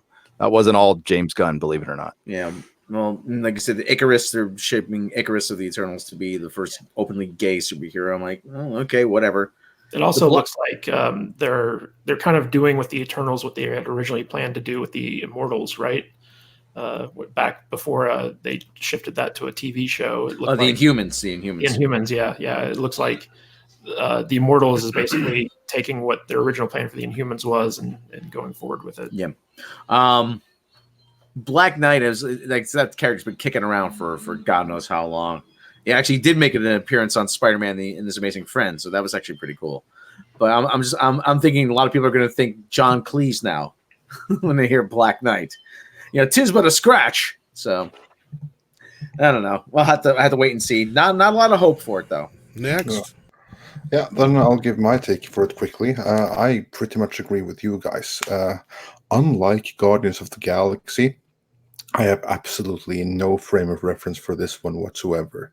So I hope it's going to be as mind-blowing as Guardians of the Galaxy. I hope it's going to be as fun and out there as Thor Ragnarok. I hope it's going to set up Galactus or Annihilus, or however you say it, or some other cosmic cool thing and threat for Phase 4 and Phase 5. And until I see a trailer that confirms that it does any of those things, ideally all, I could not care less. I don't care who they parade out on the stage. Honestly, I think that's a pretty pathetic exercise.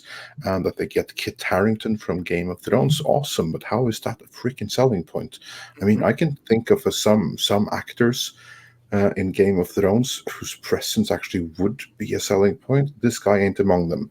But yeah, that's my No, this thoughts. was more him lobbying for a job after Game of Thrones, is what it was. Well, that's a common technique, though. Yeah, I mean, and where else better to get than the Marvel Universe? Yeah. But that's a pretty common thing, though. You try to drum up interest through casting. No, I'm serious though. Look at who did it before. Yeah, It wasn't Game of Thrones. It was a comedy show, but who did it before? Chris Pratt. This is exactly what he did. He went from the Parks and Rec show, and that was a big hit for him. And then he got into the MCU into an unknown role, but he got into the MCU, and now he's Chris fucking Pratt.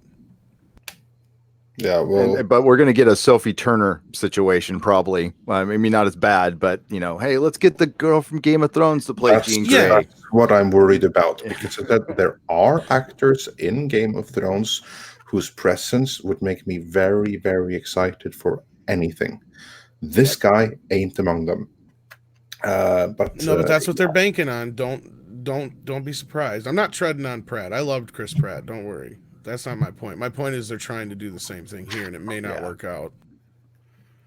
Yeah, I don't think it is, unless this is unless he has some talent that's been hitherto unseen that we don't know, or that they've tailored the part so perfectly to his talent. Then yeah, we'll see. Other movie news, which came out at D23, was Black Panther 2, which now has the release date and the same director. Do you have anything more interesting to tell us about that, Matt? Well, Brian Coogler is coming back to write and direct the movie. It's scheduled to come out in 2022. They kind of teased, or Kevin Feige kind of teased that they were going to reveal the title of it at D23, and Coogler was like, "Oh no, not ready for that yet." So we don't really know much other than the fact that the same people who made the first Black Panther are coming back for the second one in about 2.5 years, give or take. How really excited are we for that, Gary? I'm not. Again, Black Panther was a cool movie, and I've always liked him as a character within the Avengers in the comics quite a bit. But again, the movie was all right. The only thing I heard, and it was within my chat last night, so I don't know if anybody actually said this, but I heard that they were going to lean a little more political in the next one, which I hope they don't, and they just keep it a superhero film and keep it enjoyable. But it'll be very interesting to see how this movie performs outside of leading up to a big event, as Rob brought up before. That's going to be really where we're going to see how strong the Marvel brand is. Now, I'm not saying it's not strong. It's the strongest brand in Hollywood right now. But a lot of that had to do with Thanos, leading up to Thanos. And this mirrors what happens in the comics. When you have these big events and the events are over, things kind of scatter for a little while. And what happens is they have to, once you do an event, you have to outdo the next event. You can't go smaller. It just doesn't work like that. And unfortunately. Well, we've got a lot of heavy hitters. We've got Magneto now. We've got Galactus now. We've got Doctor Doom now. We've got some big baddies that can come in and fill the shoes of Thanos. But doesn't it almost seem like Phase 4 is taking a breath, which maybe they need to do? Well, like I said earlier, I to a point though felt like I said earlier, I think that they were really planning on Spider-Man 3 being a big part of the Phase 4 as to why they were so kind of like, laying groundwork for what's going to come in Phase 5, because there's a lot of other characters that we know are coming, like Blade and stuff like that haven't even got anything to do with X-Men or Fantastic Four yet. So I mean, we've got some big heavy hitters. We got, just within the shows that we're going to talk about here. Besides that, we already had Ghost Rider announced and a few other ones that are coming. So I mean, there's still a lot of possibilities out there for some really cool stuff on the horizon we haven't even got to yet here, as far as we're going to not talk about the announcements here too yet. So I mean I don't know. I think it's really Disney Plus heavy. That's going to be the problem. Which seems to be prequel heavy. Very much they just seem to be telling side stories or filling holes to backstories, but not a lot of moving the greater story forward. Well, I don't want to get real fan theory, but I want to say I have a feeling that Phase 4 leading into Phase 5 is going to be a lot about rebuilding the Avengers. I don't know if anybody has a different take on that, but I think that's going to be the overall arc in the end, is going to be, we have to rebuild this crew after we've been just had to deal with the snap, the unsnap, losing Tony, losing Spider-Man. There was somebody here. I can't remember his name. God, who was that guy? That Was kid little that died kid. on the plane on the way back to New York. Well, it seems like the three pillars that Marvel's kind of basing its next phase around, it seems to be like the cosmic stuff, which is the greater outer space galaxy stuff, the multiverse stuff, which is going to be Doctor Strange and kind of the more horror-oriented entries, and then there's the quantum realm stuff, which we'll be getting with Ant-Man. So they seem to be kind of exploring those three aspects of the Marvel universe, and the TV shows seem to be going more along the like street level, smaller character type things. So I think Doctor Strange is actually going to be playing a much more important part than we're all probably expecting going forward. I think that in the Multiverse of Madness movie is kind of where they're going to be offshooting Blade and some of these other kind of more important horror aspect characters like Ghost Rider and stuff like that. So I mean, we'll probably see, but I think Doctor Strange is definitely set to help relaunch things going forward. And then, of course, I don't know if they're still planning on making Captain Marvel such an integral part of things, but we definitely know that Ant-Man is still going to play a role going forward with the quantum realm. And I don't know how they're going to write off time travel going forward.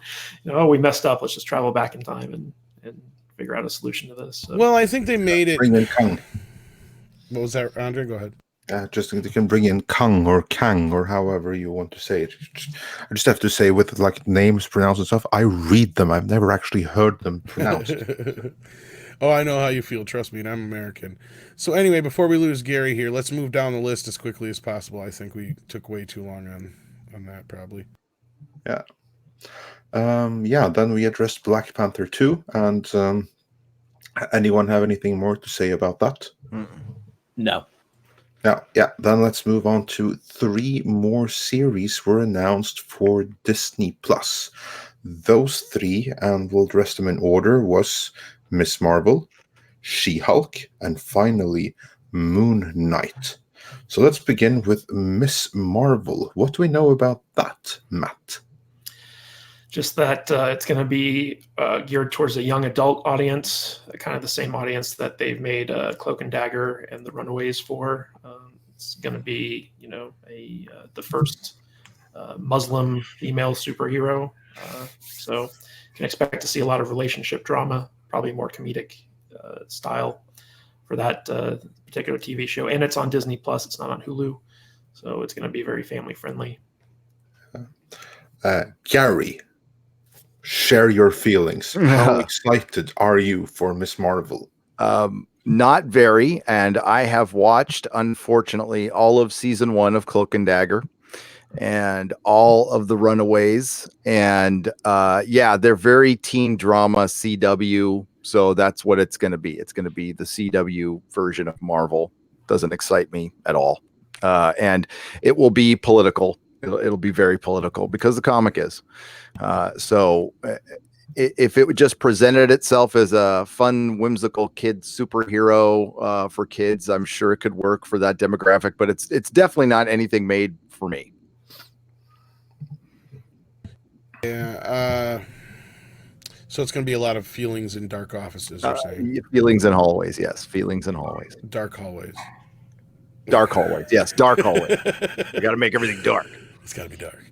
No, the last time I seen Cloak and Dagger, it still had Damney Coleman and that was better. Stop using that joke. No hey, Gary got it. God damn it, Henry Thomas. Yes.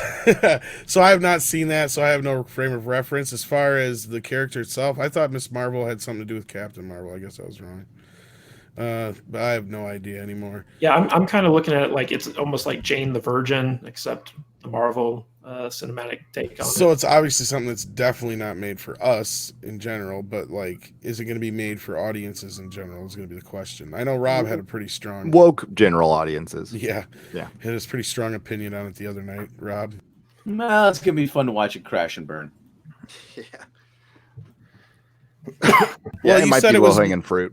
You said it was they just took Mr. You take Reed Richards' power set and pasted it on to this girl, and you just remind everybody every 15 minutes that she's a Muslim.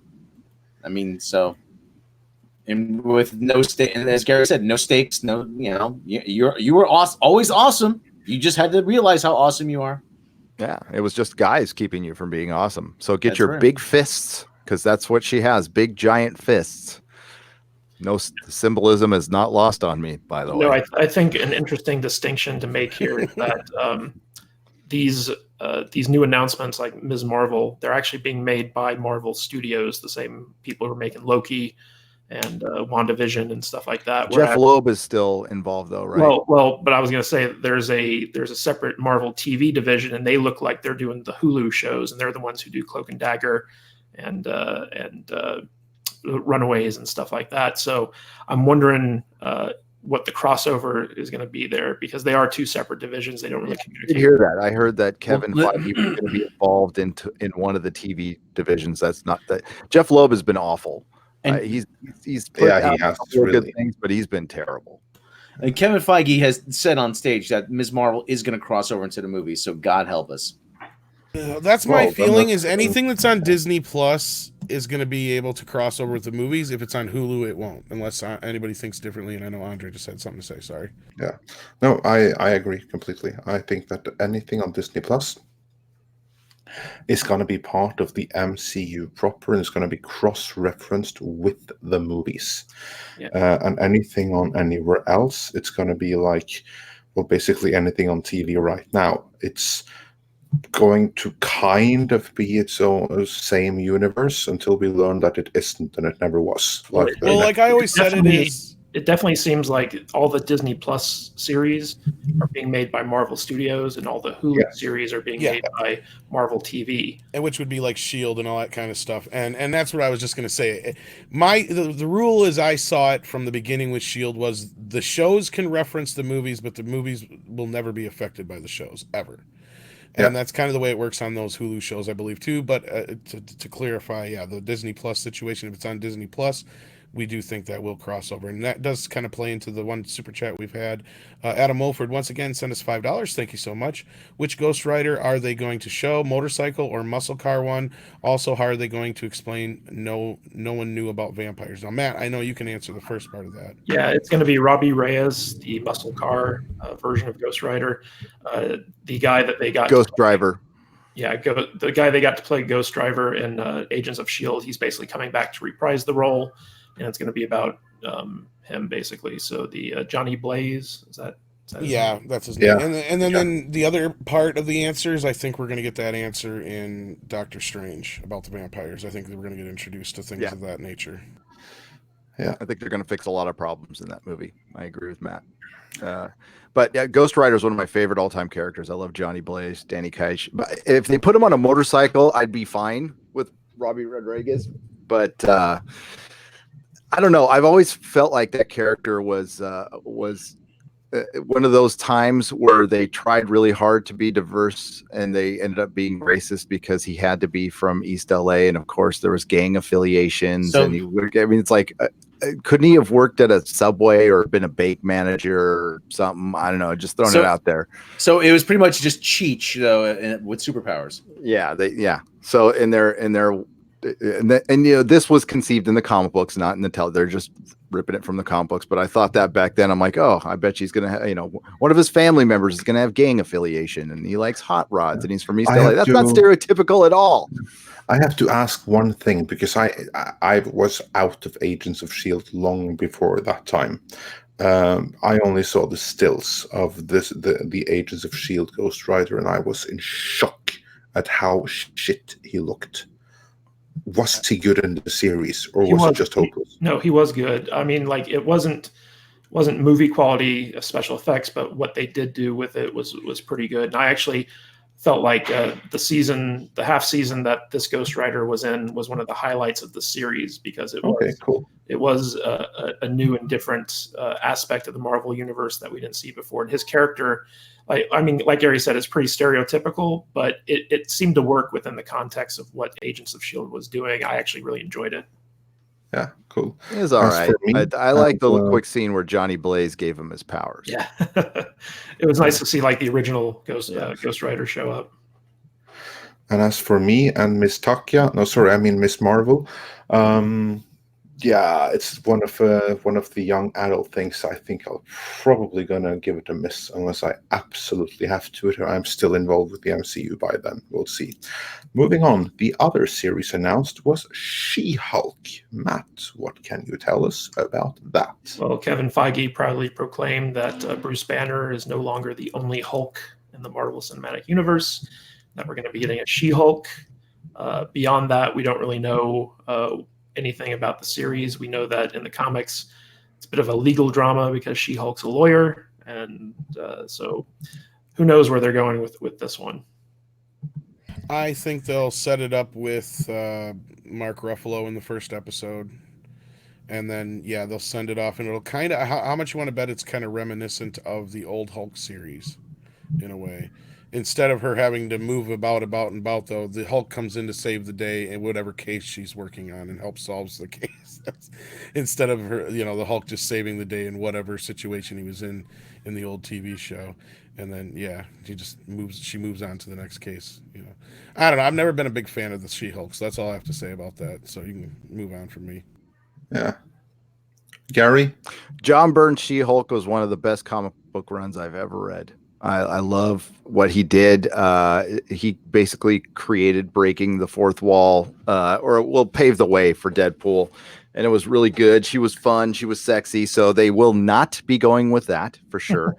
They will have an aesthetic problem with this because the reason She-Hulk was, popular for a while. And listen, I did a podcast 4 years ago when they announced Captain Marvel was going to be before Brie Larson came along, and I wanted She-Hulk. I thought she was a better female character for the Marvel universe at the time. But considering current year, they'll probably draw on the more recent comic book runs where basically she was solving, what was it, Rob? Help me out there. She was solving a caper with a YouTube cooking channel. And a lot of the comic book was her sitting around in her apartment and eating food.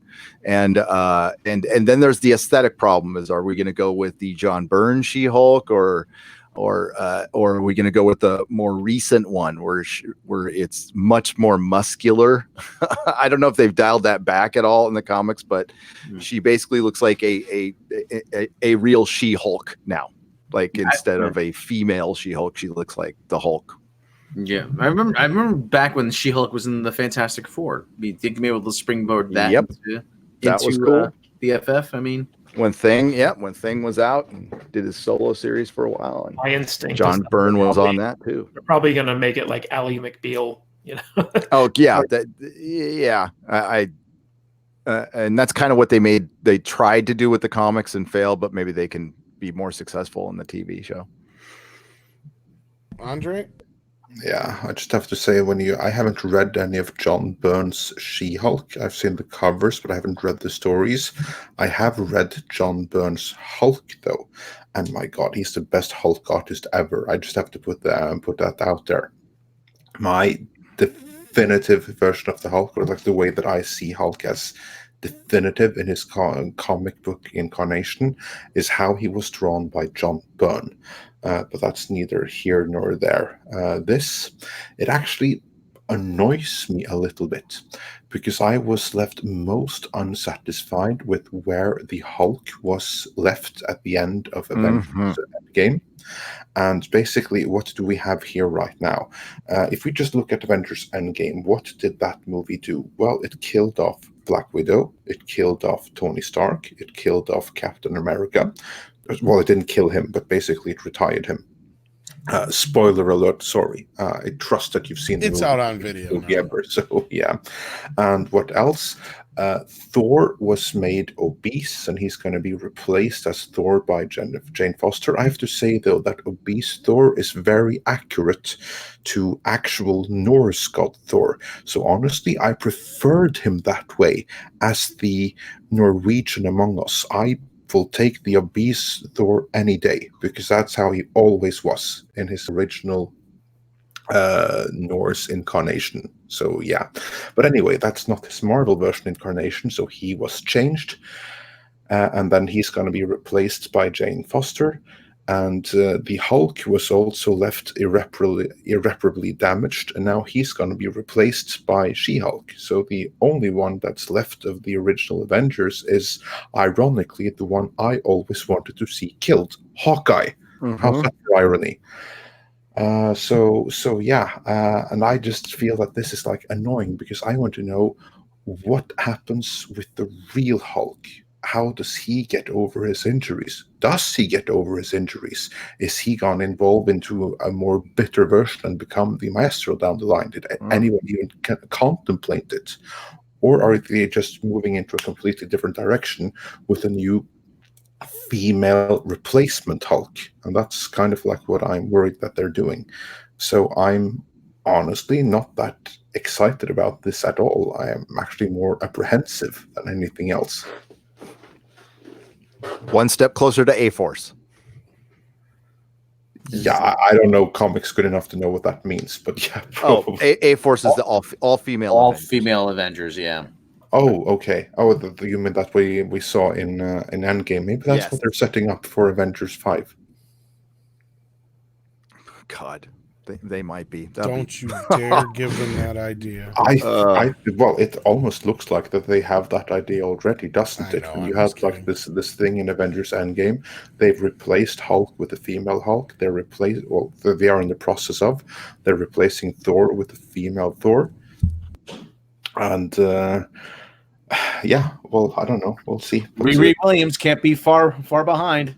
Yeah. Oh, and they're giving us Miss Marvel, and there's already Captain Marvel. So yeah, maybe we'll see. Next.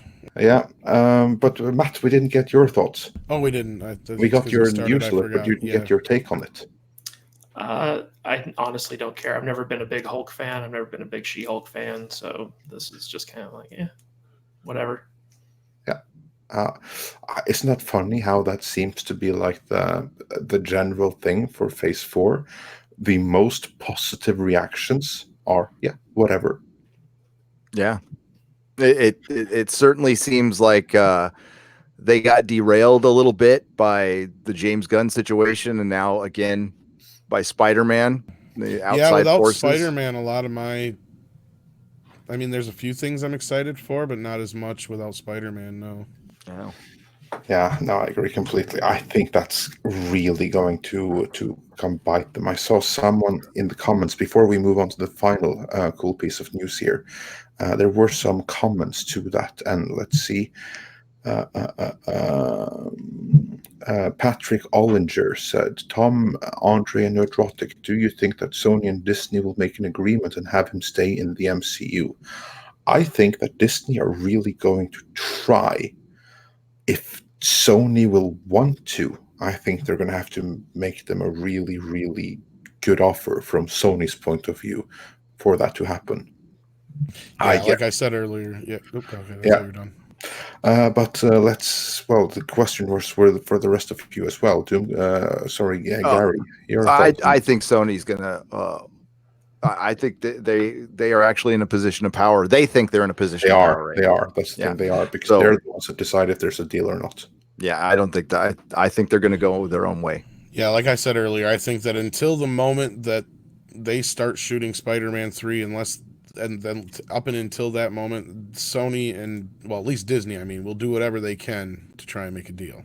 Yep. So I believe there may have been counteroffers, but we don't know. But I think Sony will just, it would surprise me if they took a deal. Kind of believe some of the leaks that have come out afterwards that Disney was willing to, they didn't even bring 50-50 to the table. They probably started at 30-70 and Sony just bulked. But that's just my own personal opinion. Yeah. Anyway, let's move on to the next new series that was announced for Disney Plus. And this one, I think people may actually be excited about. Moon Knight. Matt. Yeah, there wasn't a whole lot of information about this. Basically, Kevin Feige just said, hey, in addition to these other two series, we're doing a Moon Knight series. And this is something that a lot of people have been kind of clamoring for ever since the Netflix series were announced, where they thought Moon Knight would fit in really good with the street level heroes. But it looks like it's going to be a Marvel Studios production for Disney Plus. which means that it's probably not going to be quite as crazy or violent as most people would like it to be, because the Disney Plus material is meant to be a little bit more family friendly than something on Hulu, for instance, which is going to be housing more of the adult fare of the Disney offering. So we don't really know anything at this point. There was some speculation that possibly Kit Harington was going to play that role, but we know that's not true. There was some speculation that they were kind of courting Keanu Reeves for it, but obviously that's not happening. So, we just we don't know anything else other than the fact that it's going to be made at this point.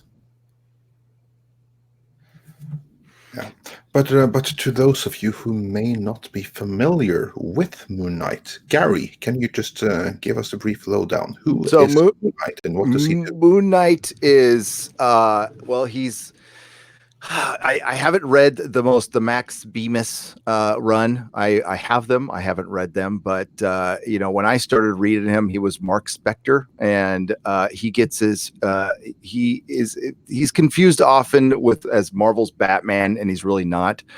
But he's got multiple personality disorder. That's probably what they're going to run with, so they can give him some kind of victim status. But honestly, it's a great character. It's a great character.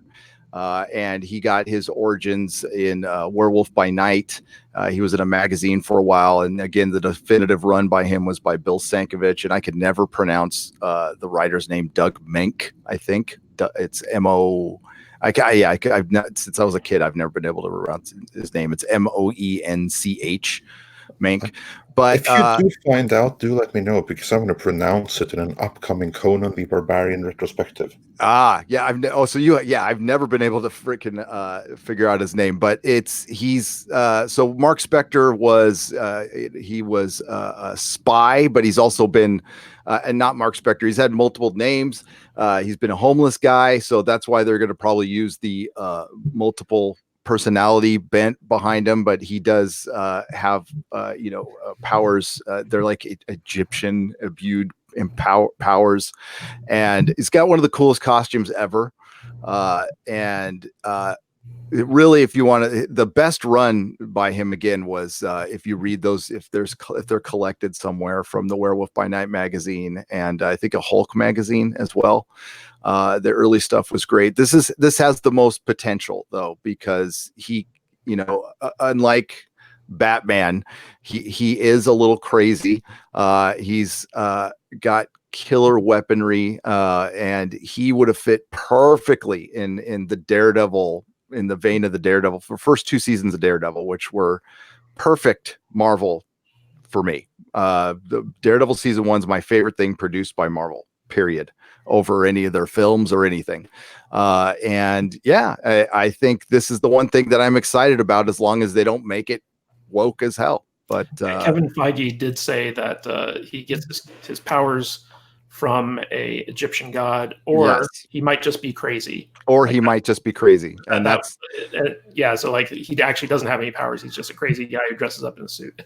And that's how they played it, because there's been multiple, there's been multiple iterations in the comic book. So what they did was combined them all and it made them just crazy, which is cool. I think that's a good bent on it. So, but he's not, he's very Neil Adams Batman influenced, which is like the sweet spot of Batman for me anyway. But I think this has potential of being the one good thing if they get the right people. Drew Goddard is the name that I talked about in my live stream last night. He was behind Daredevil season 1. He had to bail off the project because he was working on a movie or something like that, but he was the mind behind it. And if they can get him to work on it, it would be really good. It could be really good. I also think Sam Esmail, the guy behind Homecoming and Mr. Robot, probably do really well with it, since he has that whole unreliable narrator thing down. Yeah, you're right. Homecoming was okay. I did watch that. Mr. Robot is brilliant. It's a brilliant show. It's a bummer that the last season's been delayed, but I think we're getting it next year. But he'd be a good person too. I agree. Yeah. Well, Rami Malek's gonna be in the new Bond movie, so. Are you guys familiar with the with him in the comics? I just get so confused because to me, I'm so familiar with him, but I always read it in Norwegian. So I always substitute his Norwegian name, which honestly I think is better than the American one. In Norwegian, he's called the Moon Baron. Oh, I do like that. Yeah, it's pretty. A little better. Yeah, it's pretty awesome. You know, it's also cool because it was released like in the early 80s, and that was the first time Conan the Barbarian was published in Norway as a side story in Moon Baron. If you translate that back into English, it was Conan the Wild Man, because that's how Barbarian was translated. So it was the Moon Baron and Conan the Wild Man. He's wild. Just sounds like he's a partier. Like he'll come over to your house and drink all your beer. Yeah, I can do a whole video about like some cool translations into Norwegian and back again. But yeah, anyway, this one I'm actually excited about. This one is like, well, Marvel has Deadpool now, but yeah, that's what this could be. Yeah, it's more of a serious. It's not funny. That's the thing. It's not funny. It's like Deadpool, but in serious version. That's what I mean. I really exactly. Perfectly in with the Netflix thing. And it's such a shame that is no longer a thing, because it would have been freaking perfect in that world. Well, I mean, listen. I was thinking about doing this video, but it got brought up in two articles that what might be behind Sony also breaking off with Marvel is they saw what Marvel did when they got disinterested, quote unquote, in projects, especially when it comes to the Dark Phoenix and those Netflix series towards the end, to where it almost looks like, from an outside observer who knows nothing about the ins and outs of the inside baseball, that Marvel was indeed trying to sabotage competitors. And I can certainly make the argument, having watched season 3 of Iron Fist and season 3 of Daredevil, which people love, but it was a giant step backwards, in my opinion. And it certainly looked like that they lost interest and they were just like, get this thing over with. And Dark Phoenix, that's what happened. We actually, for the Netflix series, I think on a previous live stream, we talked about how Netflix was actually the one that screwed over Marvel. Marvel had like 5 seasons of each show planned out, and they were blindsided by Netflix's sudden cancellation. Yeah, and that's how we reported it too. Yeah. Midnight's Edge, if I remember right. Yeah, that's about right. Well, somebody sabotaged something, because those last seasons were half-assed and executed poorly and trying to depower people. Well, that's probably because at that point, that's when they already knew that the deals were going rotten. And and Marvel's interfering with, whether it was peripheral or not, with Dark Phoenix. Maybe Sony just, again, this is just a possibility. This is just somebody throwing out the possibility of maybe this was behind Sony being cautious about working with them again, because if you get on their wrong side, they'll certainly pull a Dark Phoenix on you. And Fox was guilty as hell too. They were what Fox was doing was trying to nab characters, that like, there's between Spider-Man and Marvel and X-Men and Marvel, there's characters that are kind of in that gray zone, like Jessica Drew Spider-Woman, which may or may not belong to. So what they can do is try to nab them and lay claim to them, and the never-ending fight of intellectual property law, which is fascinating to watch. Yeah, but I don't think Disney had anything to do with the disaster that ended up being Dark Phoenix. I think that movie had a lot of problems leading up to release, and when it underperformed at the release, Disney decided to take stock and choose to not put any more money behind these Fox movies that they inherited, especially something like Young Mutants or New Mutants, whatever that movie was. I'll go over it in my video. I've got an article that goes into it pretty. I don't see any sabotage going on there on Disney's front, other than the fact that the Marvel Publishing tried to walk back the importance of the X-Men comic book because of Marvel not having the rights to the X-Men movies. But beyond that, that's a separate division entirely from the movie end of things. Yeah, I agree with that. I also, it's complex, and we may never know the real story there. But that's what we do here on YouTube. We talk about this stuff. Yeah. I look forward to seeing that video when you have it up. So that's going Yeah. to be interesting. Not the New York freaking Times. Well, Yeah. the one thing is, though, I do know for a fact, though, is that you guys brought up is something shady, even though it's Marvel's division on the comic side, is whenever there's something going on with the movies, it's affected in the comics. Like they killed the Fantastic Four in the comics. They diminutized the X-Men until they came back into Fox. And then all of a sudden, or until they came back to Disney. And then all of a sudden, when everything came back to Disney, then the Fantastic Four came back and the X-Men were back in the forefront again. And so they definitely reflect what's going on in the movies as far as like, I'm sure if word comes down to kill the Fantastic Four in the comics because we don't want to promote them at all, I believe that 100%. Yeah, if Kevin Feige wants something done in Marvel Comics, it will be done. Yeah, and all he has to do is send a passive-aggressive email going, I really don't like what they're doing in the comics. Believe me, it'll get taken care of. We have the perfect example of that in the comics. Kellen O'Rourke says, remember when Punisher blew up the cast of Fantastic? That's one of my favorite examples right there. Mm-hmm. So that was pretty brilliant. A nice way of showing it. But I think that basically we've concluded the Marvel part of the discussion. We've covered all the new announcements there. So before we call it a night, let's quickly move into Star Wars territory, because there were some Star Wars discussions, or rather announcements as well. And the most interesting of these were, of course, the Obi-Wan series, bringing back Ewan McGregor. Any additional details you can spill on that, Matt? Well, about a week ago, I think it was, there was a insider report on some random website. I'd never heard of it before, but it talked about how Ewan McGregor had basically, it was a done deal that Star Wars was bringing him back to do an Obi-Wan project. We didn't get a whole lot of details, but the stuff that we did get was pretty substantial. And then every single trade magazine, Variety, Deadline, Hollywood Reporter, they jumped on this. And soon they were publishing stuff that was confirming that Ewan McGregor was at least in talks to come back as Obi-Wan.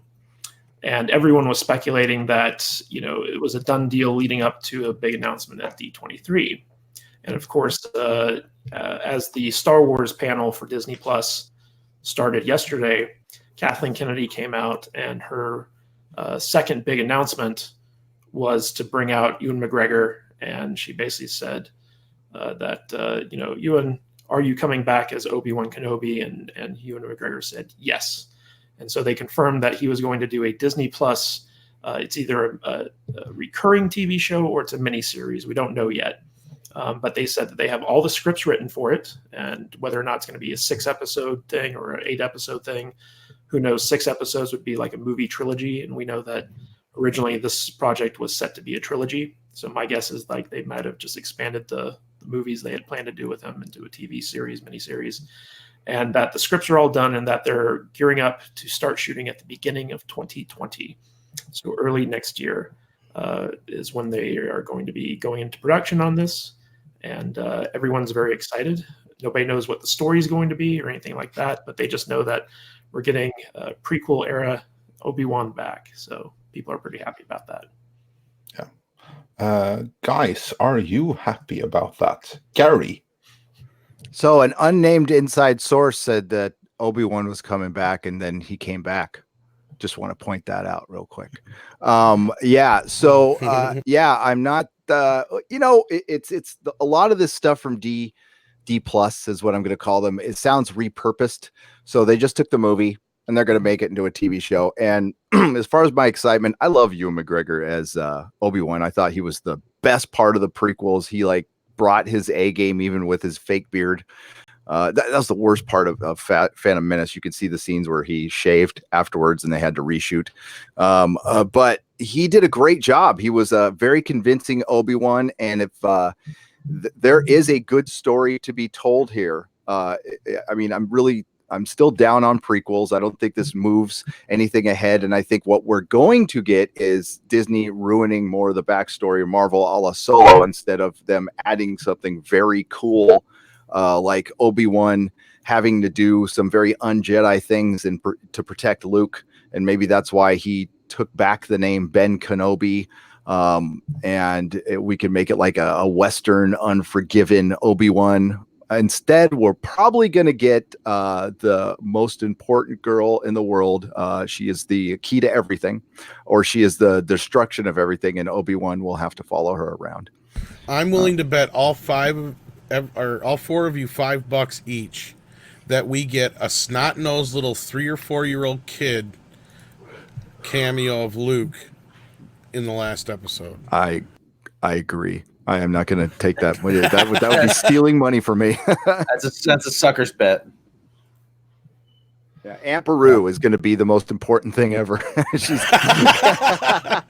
she's the key to everything. Our love can't go on, Beru.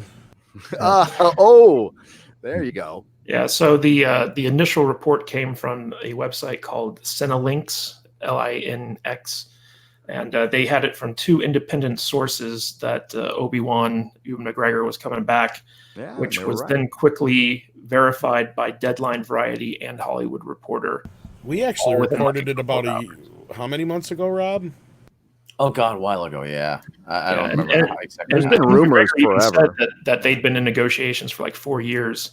Well, we actually had some solid shit. We had the one report from What's-His-Face, and then we checked it out with somebody else, and so we even had an independent source on it. What was What's-His-Face and the other guy? Yeah. Well, Boris, isn't that his name? Boris, what's the last name? Yeah, that's what Captain Robert April is pointing out in the chats. Boris Johnson, while he was still the British foreign minister, let it slip that they were scouting Northern Ireland for an Obi-Wan project. So, like you know what's funny about all this is back before The Force Awakens came out, when they were kind of announcing all their upcoming projects, they said that they wanted to do a Boba Fett movie and an Obi-Wan movie and possibly a Yoda movie. And we've gotten the Mandalorian, which is basically the Boba Fett TV show without Boba Fett. 25% different.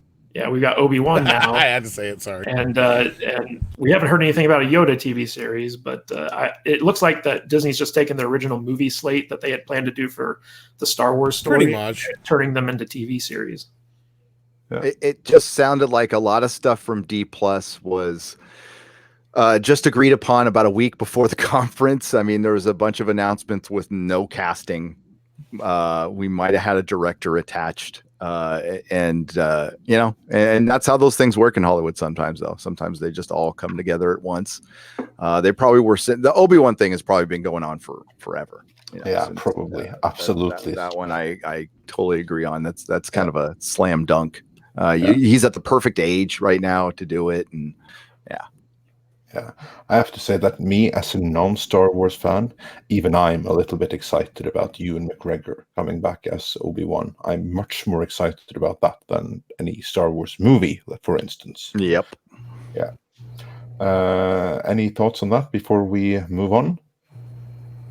I said this last night. Or was it last night or night before, whatever? I said, why didn't they start here? After we saw, it was last night. We saw the Mandalorian trailer. We got the confirmation on Obi-Wan.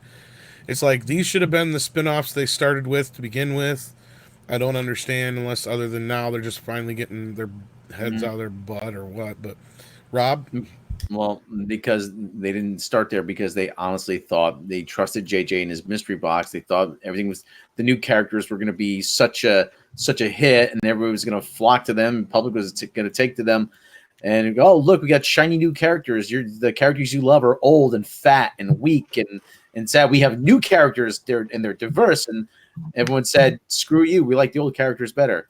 And so now they have to do this as a show, try to go well. And I thought it was very telling that Kathleen Kennedy was there introducing Ewan McGregor, asking him if he was going to play Obi-Wan Kenobi again, as if she was there saying, look, made this happen. I made this happen. Please don't hate me. It was just so telling. It's an apt metaphor for the whole situation they're in, that they have to go back to that well, because what they're doing isn't working for them. It made no sense not to go there in the first place, because as far as the prequels go, as much as they tore the fan base apart, The one thing everybody agreed upon, well, the two things everybody agreed upon, and this will tie into the other thing I think it was announced. Everybody liked Ewan McGregor as Obi-Wan, and they liked Darth Maul. Those were the two things that came out of the prequels that everybody was basically in uniform on, that they did agree with. You know what I mean? So this should have been something to begin with. And the other thing, I don't know if that plays into the next part, Andre. Did they not announce a Darth Maul series as well, or was that just something that was rumored along with the Luke series? No, I think he's going to be in. Yeah, I heard the rumor that he was going to be in Obi-Wan, the Obi-Wan. Okay, that's show. probably what I got. Yeah, that seems. But that was just from my chat. I don't know. I would like to point out that the big difference in the announcements here is that back in 2015, 2014, when they were getting ready to launch all this stuff, it was strictly movie slate. They didn't have any plans for Star Wars on TV. And then once Bob Iger started kind of forming this Disney Plus OTT strategy, and they realized that they needed content for it, that's when Lucasfilm was able to go back to their vault, where they had shelved a lot of these things that weren't going to be able to be made into movies, and dusted them off and be like, okay, now we can transition these into TV series. I think Disney Plus and this whole streaming war thing is really opening up a lot of avenues for franchises like Star Wars, where we wouldn't have normally gotten to see The Mandalorian or an Obi-Wan thing as a movie. But because they need TV content now it's freeing up the franchise to go out and but more importantly, they need these things to succeed on this, and so they have to go with what's tried and true now. But there's also a different measure of success on streaming services versus like box office movies and stuff like that. I kind of covered this in a live stream I did like last week, where we talked about the different metrics by which shows are judged on a streaming service, and it's not like it's not like you're voting with your ticket, you're voting with your monthly subscription. And so Disney, once The Mandalorian comes out, they'll know exactly how many people watched it, what the demographics were, how many people, what their churn rate was in terms of like how many people unsubscribed after they saw it versus how many people stay subscribed. So there's a lot of different metrics that go into streaming services to determine hits and what's successful versus box office or even broadcast TV, where it's a lot less scientific with the ratings. So you need to keep that in mind when you're evaluating this stuff. So yeah, are they drawing on nostalgia to try to get people in the door? Sure. But what is it that's going to be to keep them there? I think. Well, and I don't even know if it's so much the nostalgia factor, because let's look at it this way. This whole slate and everything they're doing and everything that they're being so Disney Plus heavy on is one thing I'm noticing is they're not either A, going to have their entire catalog on Disney Plus at all times, or B, they're not banking on their nostalgic classic films as much as they should possibly be.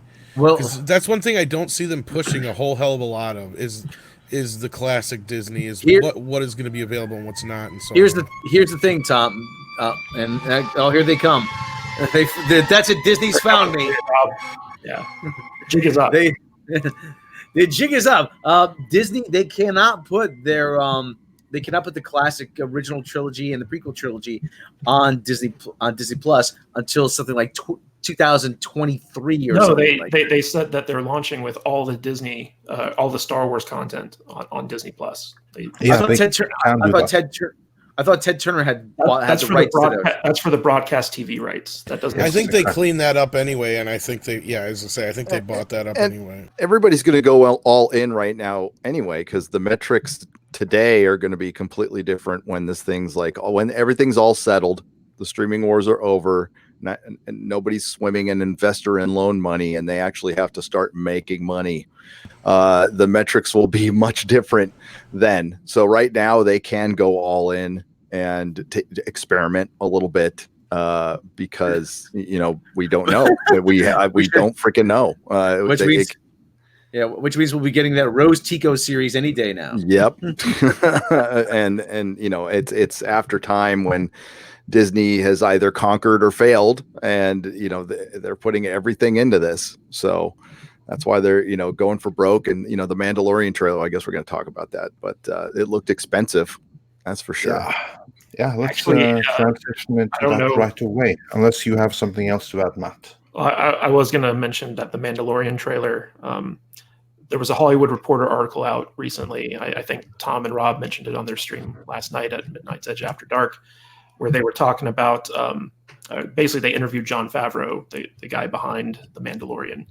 And his company is innovating so many new kind of special effects. Like they have these things called video walls. I don't know exactly what they are, but apparently it allows you to do the special effects in camera as opposed to having to do them in post-production.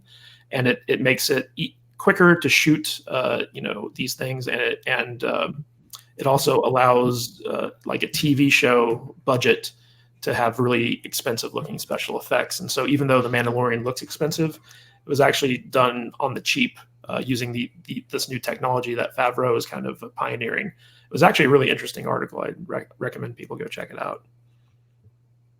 Yeah, I guess that's a perfect segue into the trailer then. And yeah, I mean, who wants to start here, Andre? Well, fine, I can begin. My thoughts on the trailer. As you all know, I'm a huge Star Wars fan. Star Wars fans don't come bigger than me. And if you can't tell the sarcasm, then I need to brush up on my English. You need to brush Andre, up. I was just going to say, I don't think you can, I don't know if you can do sarcasm. I'm not sure it's in your programming. Probably not. Oh, shit, Anyway. did I just let out the truth? Oops. I was kidding. Anyway, I was so massively excited for that trailer that I haven't even seen it yet. And it's not very high on my list of things to do. Just like watching the entire Mandalorian series is not on my list of things to do. I have so much other stuff I need to see before I can even get to that. So let's just move it on to someone who cares, like you, Gary. I only care slightly more than you do. Star Wars has been dead to me since they killed Luke Skywalker off in The Last Jedi and destroyed his character and his backstory. So when I hear Star Wars is saved, I'm skeptical. The trailer looked good. No doubt, the trailer looked good. It was slick, and the music was good. I love their choice of music behind it. It looks like it's got some moxie, which has been missing from Star Wars, and that's purely due to Jon Favreau, who I think is a pretty damn good filmmaker, and I think is a guy who maybe should have been in charge from Star Wars from the beginning. But hey, hindsight's 2020. But the thing is, it's a side story in a pocket of time that's previous to. It's just another prequel, so we're not moving the big story forward. So even if it is the best thing out there, it's still just its own small little story. That is great, but for Star Wars overall, for it to be saved, which I don't think is possible because you've destroyed one of the best characters in it and you've alienated a lot of fans doing that. They need to go a little bigger and move forward. Again, Disney Plus looks like a nice. They're going very safe. We'll stick in. We'll stick everything we'll make everything prequels. And we'll fill in some blanks so we have some of our story told for us already, so we don't have to create a new story from scratch. That's part of why prequels are easier. You have some of the story already done for you, and yeah. So I think it looks blandly pretty damn good. Gary, your thoughts? No, sorry, you just gave them. Matt, your thoughts? When I was watching this trailer yesterday, I got goosebumps. Like, it had been so long since I'd actually been excited for a Star Wars property. When I saw the trailer for Episode 9, for instance, I was like, I don't care. This doesn't look good to me because I don't care about the characters. I hated The Last Jedi. This is a continuation of a storyline that never should have been started in the first place. But with The Mandalorian, it felt like Star Wars again. It felt Star Warsy, and Gary's right that it is kind of like a side story that's kind of going backwards in the chronology of the Star Wars universe. But I feel like for TV, that's where you can do these like side stories. Like the Star Wars stories shouldn't have been movies; they should have been these like smaller kind of like TV show miniseries or what have you. And I feel like just watching how the character of the Mandalorian, Diego Luna, I don't even know if he has a name, he never takes off his helmet. They never even kind of imply that he does. he's the Clint Eastwood silent gunslinger walking through the Star Wars universe, taking on undesirables, and we get to see, you know, the stormtroopers and the dark troopers and you know, these kind of Star Warsy locations. And of course, like, there aren't any Jedi in here, but it feels so Star Warsy that it warmed the cuckolds of my cold black heart to see this thing. And I was super excited by the end of it, because I'm jazzed. Like that one trailer alone made me go like, okay, I'm definitely getting Disney Plus. I'm definitely watching this. And you know, just combined with the announcements for Obi-Wan and the Cassian Andor series, I'm very hopeful. I'm very high on the Disney Plus Star Wars properties, because they are different from the movies. They seem to be being made by people who actually care about the franchise and respect the fans, as opposed to, you know, Rian Johnson and his ilk on the movie end of things. And yeah, I was super blown away by how good the trailer was, and I'm very hyped for The Mandalorian now. Tom, Rob, your thoughts? I'm not that big of a like Boba Fett fan. We talked about this last night. Rob and I didn't. Both of us are kind of in agreement on this, that we never really felt like Boba Fett was as cool a character as he was made out to be by the, you know, most of the Star Wars audience, even though that's just our own personal point of view on that. So I wasn't like totally excited about The Mandalorian to begin with. One thing I did say, and I'm going to reiterate that I've kind of heard from Gary and Matt here too a little bit, Jon Favreau should have been dealing with the Star Wars universe to begin with. He should have been making these sequel films. The look, the tone, what we got out of these movies is what I expected to see, or what I would hope to have seen in the prequel or sequel trilogy that we got, and just wasn't. This trailer made me as excited as I can be for a show about a character I don't really know or care about, that's based on a character that I don't care about. So, I mean, it looks cool. I'll give it a shot. I don't know if it's going to be any good, obviously, but I have faith in Favreau. Now, not everything he's done has been great, but I know he gives a shit about the fans. And I know he's a Star Wars fan. So there's those two things going for him up front, and I know he'll do his best to make the best Star Wars whatever he can. Rob? I'm curious.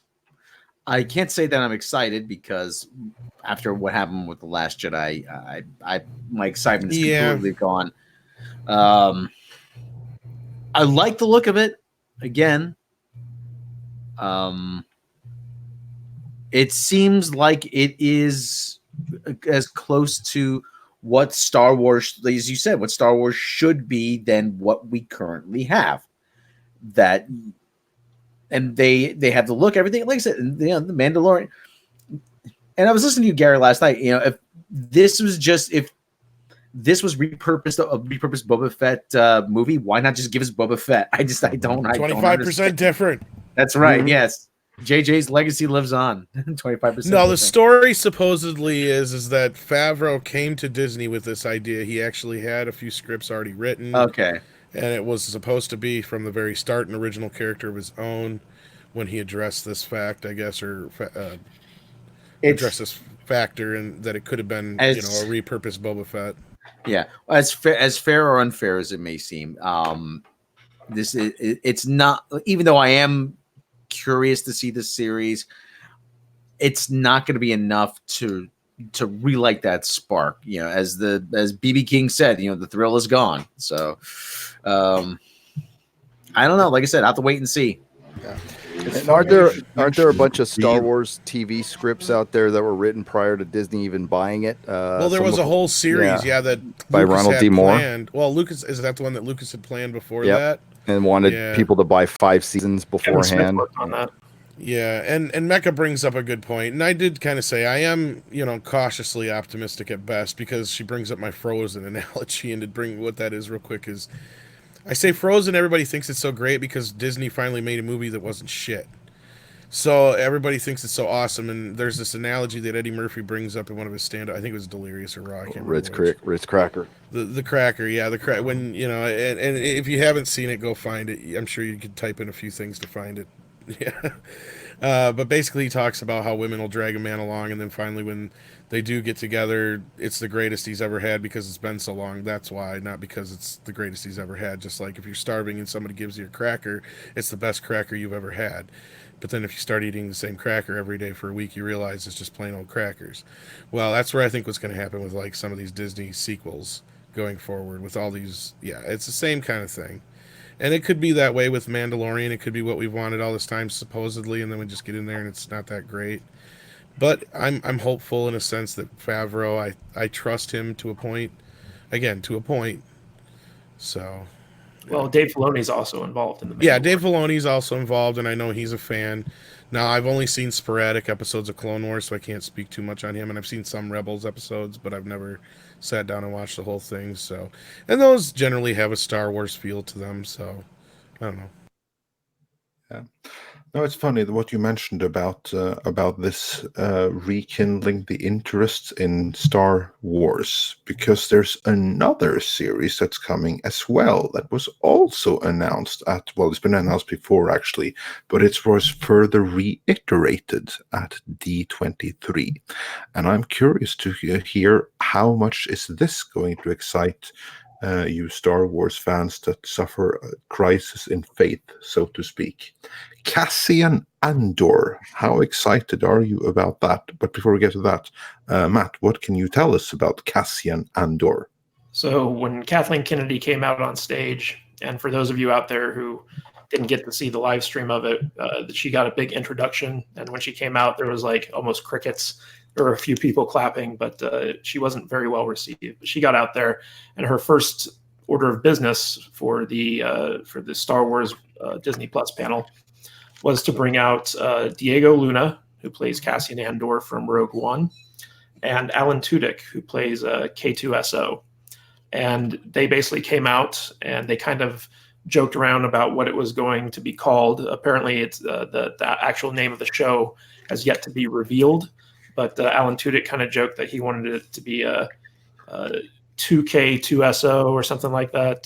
Like the play on the Too Fast, Too Furious thing. That was dumber than my fucking Dabney Coleman joke. Yeah, but overall, it looks like the series is going to be almost like a buddy cop type of thriller, spy thriller, where you have Cassian Andor and K2SO doing spy stuff for the rebellion during the time period leading up to episode 4, between episode 3 and episode 4. And that's pretty much all we know about it at this point, but they seem really excited about it. So that's the news on that series. And they're going to start shooting in 2020, probably around the same time that Obi-Wan is going to start production as well. Interesting. Gary, how excited are you for not excited at all? Andor? Not excited at all. Again, you can experiment with the streaming service. Ask yourself, would this be a successful film? If they did this as a film, would people watch it? And I mean, on a Star Wars level success, probably not. It'd probably do better as a TV show, and it sounds almost like filler. But I'm gonna get D+ to review stuff.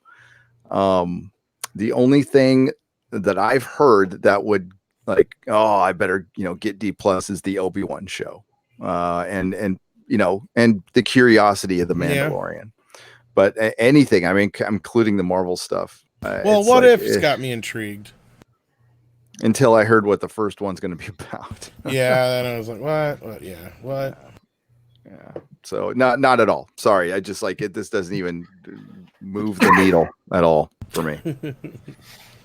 Well, that's kind of I mean, the only reason I'm interested is because of the damn droid K2SO or whatever. He's hilarious.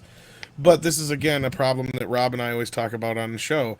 You're boxing yourself into a prequel situation where we already know where these characters are going, so there's no tension. There's no sense of, what's the words we're looking for here, Rob? Help me out. You can take it from there. Stakes. There's no stakes. Thank you. They're not going to die in the series because they die later. You have to live long enough for him to die later on in Rogue One. Yeah, and then a bunch of it's just going to be a bunch of callbacks to stuff that, remember, that's going to happen in Rogue One. Oh, that's going to connect to Rogue One. Yeah, it's going to be a lot of bunch of member stuff. berries, yeah. Yeah. Well, the really interesting thing about this series is going to be the potential to bring Darth Vader into it, because this is happening at the height of Darth Vader's kind of power, and we're going to be seeing a lot of stuff. It's kind of like the beginning of Rogue One, where Cassian Andor is meeting with that informant. Then do a Darth Vader series. They did a really good one in Marvel Comics. Okay, do a Darth Vader series. I'm just saying that. I'm not super hyped for the Cassian Andor series, but I think there's a lot of potential here where it could be very interesting, because we'll get to see some of the more James Bondy type of intriguey stuff. It's not okay to do James Bond stuff anymore. He's tired and old. And, yeah. We're going to be getting a Star Wars spy tale, and I think there's a lot of potential there for that. Yeah, Gary, I'd love to be able to talk Bond with you at another time. So I'll just leave it at that. Yeah, Matt, I have to say, you know what you just did? You made me a tiny little bit interested in this series, because my initial reaction was like, why in the name of hell would I want to watch a prequel to a prequel that I wasn't all that interested in the first place? But the Darth Vader presence, yeah, that's a good point. But I also agree with Gary, and just do a Darth Vader series, because that, no matter how little fan I am of Star Wars, I'd watch that. I'd watch the hell out of a Darth Vader series. Well, the other problem we have with this and Darth Vader and bringing these things in is I think Rogue One handled it fairly well with him, because that's my problem, was like, oh no, because it's like you get to a point where like Darth Vader knows everybody in the galaxy. It's like, okay, sooner or later we got to get to a point where, yeah, you got to do something like that instead of having everybody run into Darth Vader for some odd reason, because he's been in, I think he was in Rebels and some of the other stuff, and sooner or later he's going to start popping up in other things.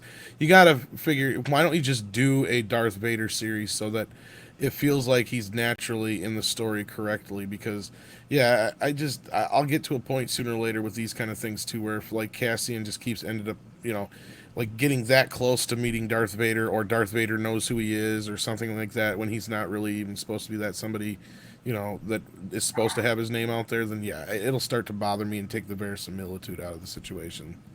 Because it's already like, you know what I mean? Like Darth Vader, you don't want to start spreading him too damn thin. Or the mystique of the character is already thin enough with the prequels. So. Is there a mystique left? Not really, but he was so badass in Rogue One that I think everybody's like willing to watch something like that if they find the right way to do it. Yeah, that's pretty much it.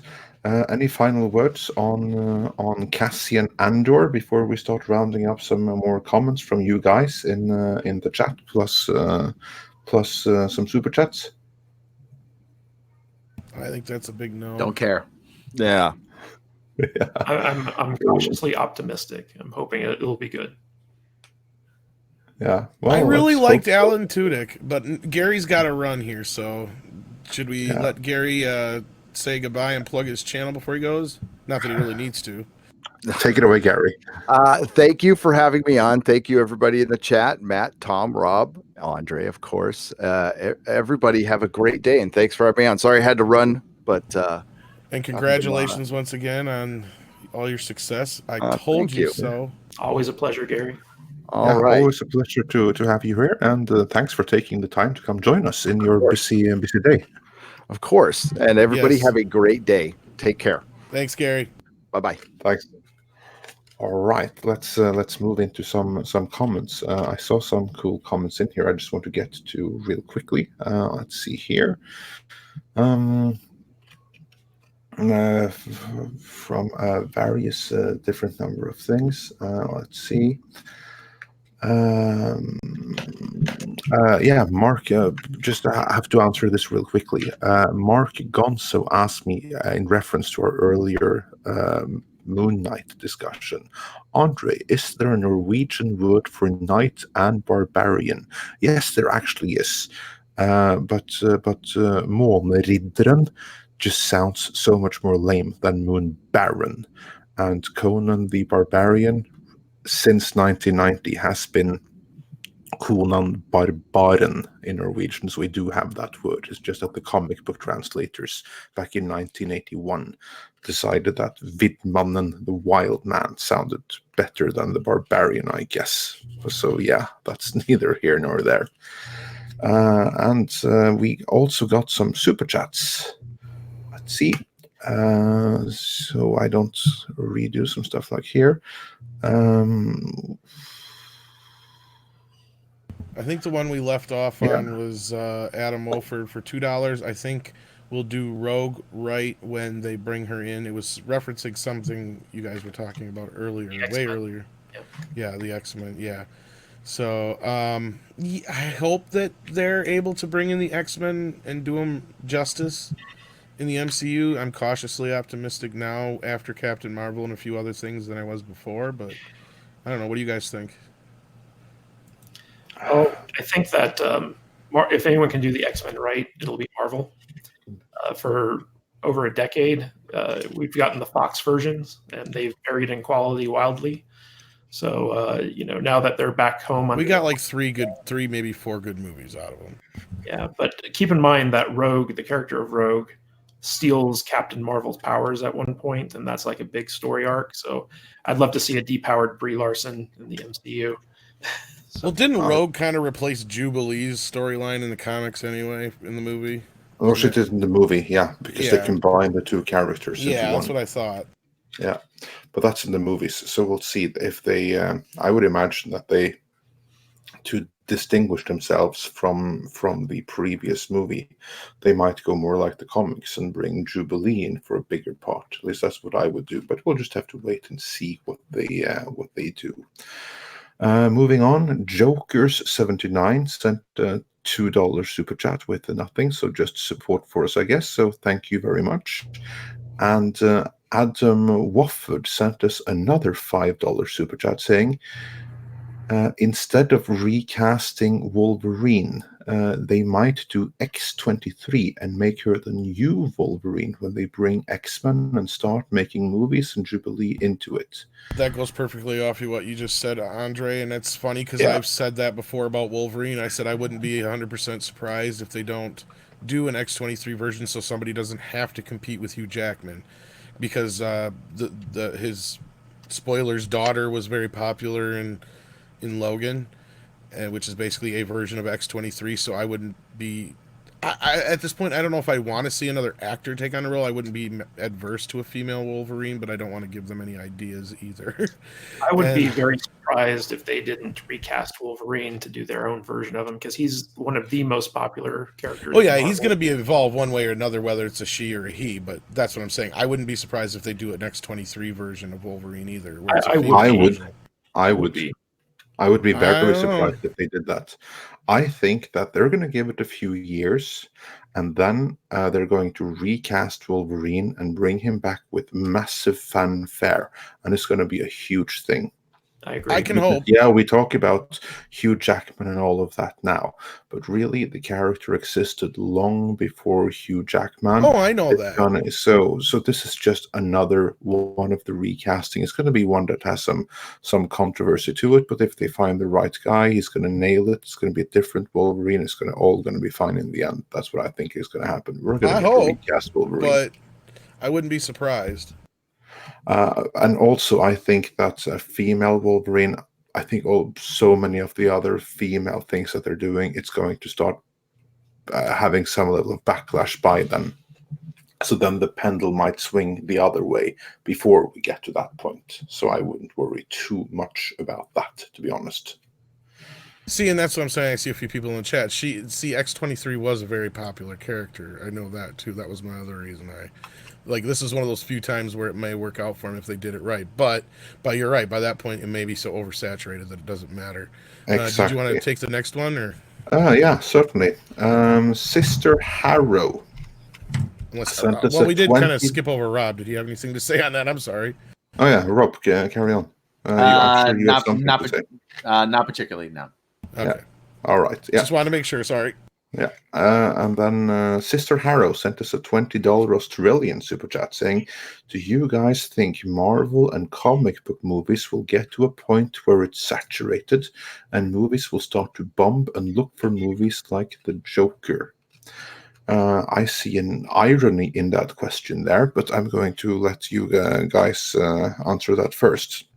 Well, I think comic book movies are a genre.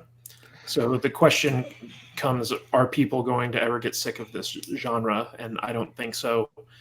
There's always been some type of comic book movie in existence, in the sense that you have a larger-than-life main character that's going out there having these spectacular adventures, and people get attached to the characters. And the interesting thing about comic book movies is that they're always based around a different character. So like if it was just like Superman movies and we were getting 1 billion Superman movies a year, yes, I could see people getting burnt out on Superman movies. But because there's all these different superheroes coming out. I like to equate them to Westerns because they haven't even got to the point where Westerns were, because like Westerns were like so saturated. That I think there's a difference between that and between a comic book genre and a Western genre film, in the sense that, to a point, yes, but they are very similar in their setup too, and that. Well, I mean, like the popularity of Westerns have died out, but I think that the comic book movie genre is closer to like science fiction, where it's an evergreen type thing. As long as you have this myth of the hero's journey to follow, you're going to have... To a point, but until Star Wars, sci-fi was never that big of a thing. Yeah, but I mean, like until Iron Man, superheroes weren't that big of a thing. I mean, like you can debate this, till the cows come home. But I think to answer this guy's question, it's not going to get saturated, and you might have a handful of bombs here and there, but for the most part, I don't see the genre slowing down anytime soon. Well, we don't even know if the Joker is going to be a hit yet, to be honest. And to go off of what I was saying, though, a little bit more, was just like, I think we're a long way off before we're actually saturated, because Westerns went for a long time. They were a major part of whatever, they became like the main movie for quite a few years, from the 40s on through until the 70s, almost early 70s. So I mean, yeah, they're to a point they're like sci-fi movies because that's their base genre, but I don't know. I think they've overtaken farther and longer than, because a lot of people forget that it's been, I'm not even counting Superman and Batman and stuff like that because there's so much of a gap in between there, but look at, ever since X-Men, they've pretty much dominated the cinemascape for the most part. There has not been very many, years where I don't think there's a year since where we've gone without at least one or two in the theaters, and where at least one of them hasn't been a hit. You know what I mean? To where it's like it's growing and growing and growing. I don't think we were even near the point where the saturation's going to come in at any point soon. As long as they keep making good movies. I think it's just bad movies. That's the problem, I guess is what I'm getting to. Rob? Yeah, I mean, at their peak, like from in the 50s, there were like 150 westerns. But the thing is, that's what I'm saying. Yeah. But the thing is, the American cowboy is a pretty narrow paradigm for a hero. Superheroes are much broader, have much broader Yes, appeal. don't get me wrong. I'm just saying. I mean, there's a parallel to be drawn, I believe. Yeah. Well, but think about it. In most countries that hate the United States of America, even Captain America, a guy who wears the American flag as his costume, is popular. I mean, that's how wide a reach superheroes have. I have to say that this is something new, because really, superheroes don't have a wide reach. They're a really popular thing in America, and then you have some comic book readers here and there, but really, superheroes as a general thing, they don't have a worldwide reach. They really don't. Isolated pockets here and there, yes. These movies are huge hits worldwide because they're great movies. But to most people, they're also, well, not to most the first, but one of like the first introductions to most of these characters. Yeah, people would have heard about the Hulk before. They would have maybe heard about the X-Men before. But Captain America, for instance, most people around the world weren't even aware of the existence of the comics. So the movie has to internationally, for the most part, do all the groundwork in building the brand. So people around the world know Marvel and superheroes primarily from the movies and not the comics. Just have to add that distinction in there. Well, for the thing is though that superheroes are an American mythology. Yes, as where other countries have, like you have the Norse myths, there's Roman gods, there's the Greek gods, there's the Arthurian Knights of the Round Table. This is a new country. We didn't have a mythology, so we had to build one, and that was a costume superhero.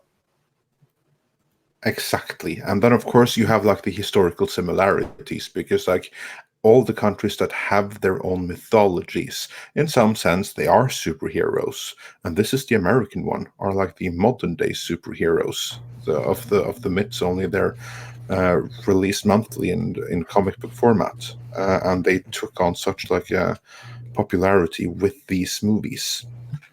But to get into the question itself, are we nearing a saturation point? And I think it's yes and no. I agree with Matt that superhero movies or comic book movies are a genre, and within that genre there are several other genres. And the comic book movie genre is bigger than superhero movie genre, because in America many people equate comic with superhero. Around the world, it's not like that. For instance, you go to Europe, you have a crap ton of different comics, and 99.9% of them have nothing to do with superheroes, and there's still movies based on them. You wouldn't call those superhero movies, but they're still comic book movies. And I think that's going to be kind of like a transition towards that end, that there may come a point where people have reached their saturation with a certain kind of comic book movie, or like for instance the superhero movie or Marvel movie. I see so many people saying that they checked out after Endgame, so I'm like thinking that Marvel maybe is going to get into something of a slump after that, whereas something like the Joker, it's still a comic book movie. That's the thing, it's not a superhero movie, but it's still a comic book movie. That may be on the surge, and then the pendulum swings. So I don't think that the super or the comic book movie genre is ever going to disappear, although there's going to be different fads and trends within it. Well, here's the thing, though. Here's the thing we have to remember. There's really only about 4 or 5 comic book movies released per year, but they outgross everything. There's far more horror movies released every year. There's over 100 horror movies released every year. I don't see anybody complaining about those. Yeah. Well, that's because they're cheap and they're a mainstay. Yeah. And they have a solid base. I mean, I guess. I mean, I wouldn't want to. I mean, maybe the action. Well, it's just a lot of people say, "Oh, I'm sick and tired of superhero movies." Those are the cool kids who think that they're too cool for everything else. Yeah, and so they're contrarian. There's a word for them. They're called hipsters. So they hate everything. So, I mean, maybe a better example would have said they kind of taken over the action movie genre as a whole, almost, for the most part. I mean, yeah, there's still some outliers, but I mean, again, I think it has more to do with the quality, not so much the quantity. And it's just like any kind of movie. Like Rob said, there's 100 horror movies every year. There's 100, straight to video movies that wind up on Netflix and Hulu every year that, used to go to theaters, and they don't anymore because of movies like this. So that means something, I guess, is what I'm trying to say. Yeah. Yeah, basically we seem to have somewhat slightly different opinions here.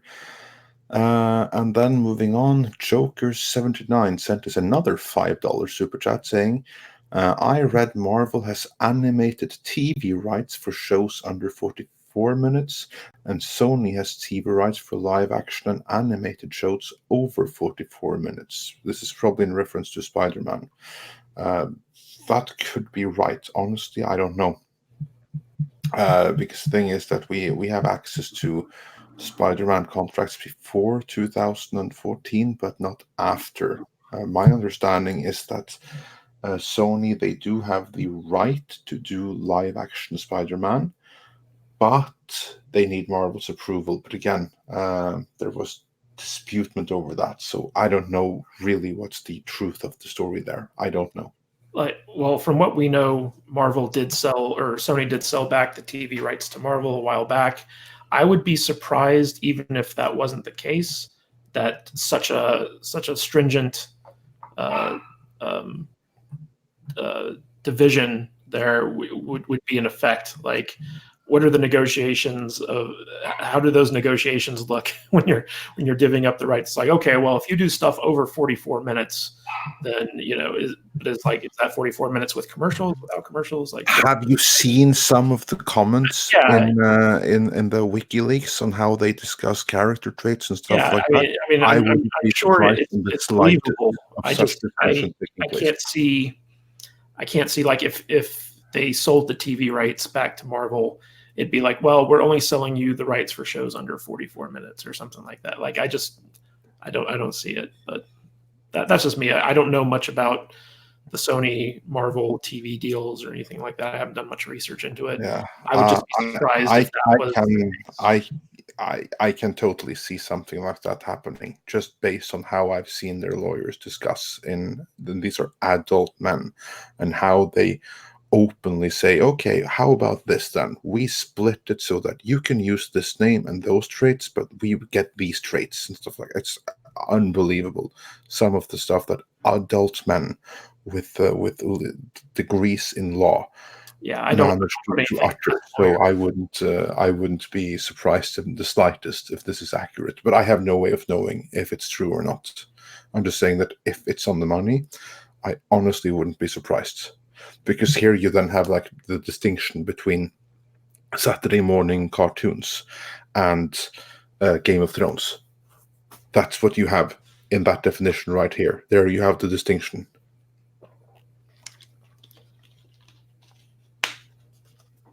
And I can totally see such a distinction being put into paper. But again, I don't know.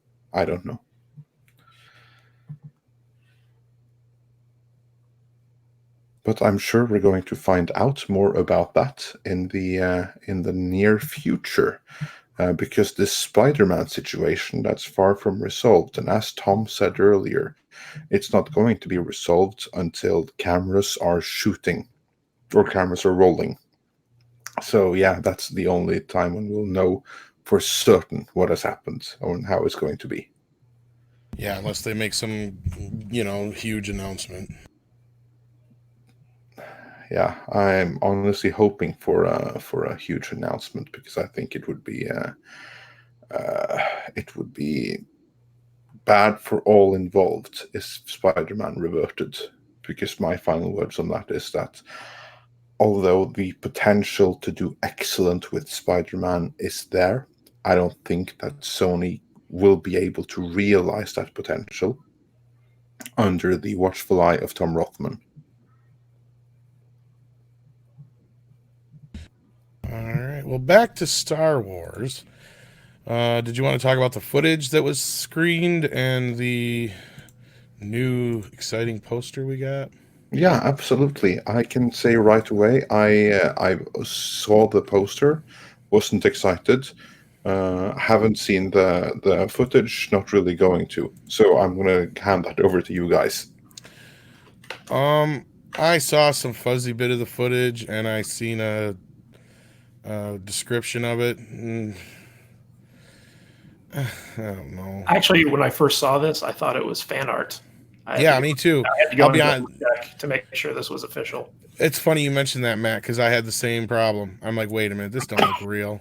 This looks fake as hell. That's what I'm thinking when I look at it right now. Is this the best they could come up with? Yeah, I know that Disney and Palpatine's face looks like it's a cartoon. It looks like something from Clone Wars.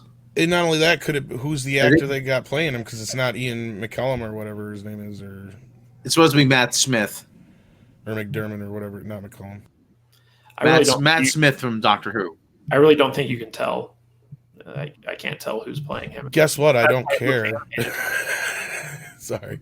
No, that's it. Problem. They've given. Looks like they've just given up. That's it. All right. Okay. Let's go out there, take a knee, and run out the clock. It looks as bad as their recent announcement for their new box set art they got now. Which I'll tell you right now, folks, there's nothing new about the Blu-rays. They're exactly the same. In fact, the case is probably exactly the same underneath. It's just a slip case. That's Disney's MO. I have to say that's one thing that annoys me with Blu-rays and stuff like that. How is it that for every new release, the cover art somehow gets worse? Oh, we know the answer to this because, like Bill told us years back, and Rob has told us since, as in Robert Meyer Burnett and Bill Hunt, all the people that used to be involved in that stuff are gone, and the only people who deal with that now are like marketing people and crap. So they're the wrong people. Look at that. It looks like exactly what you would expect out of, what we've gotten for the last 30 years. Same garbage. Blue and red and orange and the same primary colors and crap like, it's just junk. This is why I Ryan start with custom covers. So, yeah. Yeah. This looks like they got it done. Ryan. Looks like PS1 character game models. It does. It looks like a game cover. That's the other thought I had. What were you going to say, Matt? I said it looks like they got this done on that Fiverr website where you pay $5 and you get someone to whip you up a cover or something.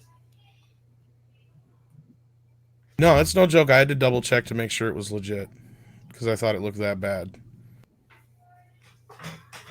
But anyway, the footage was just nothing really special. You had Poe walk into the cockpit of the Falcon, and Chewie and Rey were in there.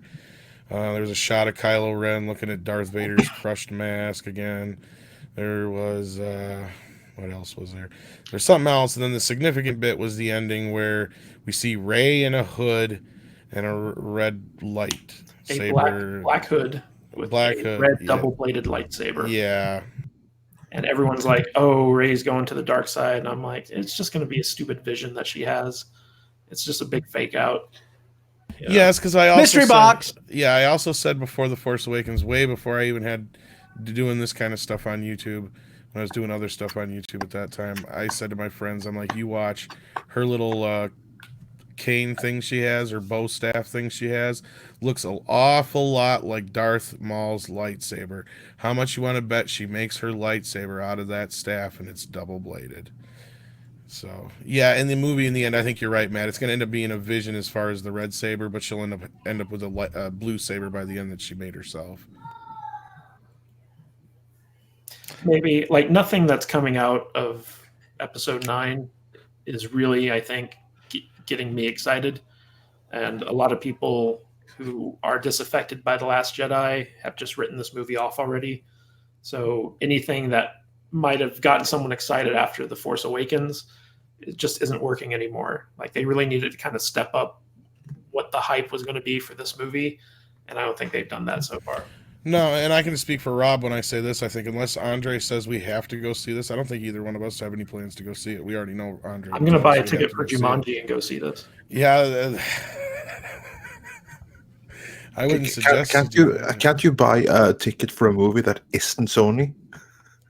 I know, right? Well, it's either that or a Knives Out matinee or something.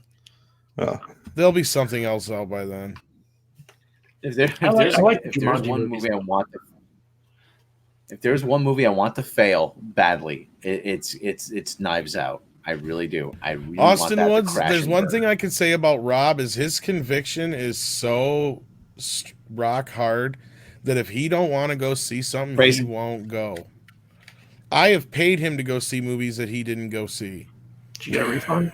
No, but it's all right. I owe Rob so much more than I could ever pay him anyway. So.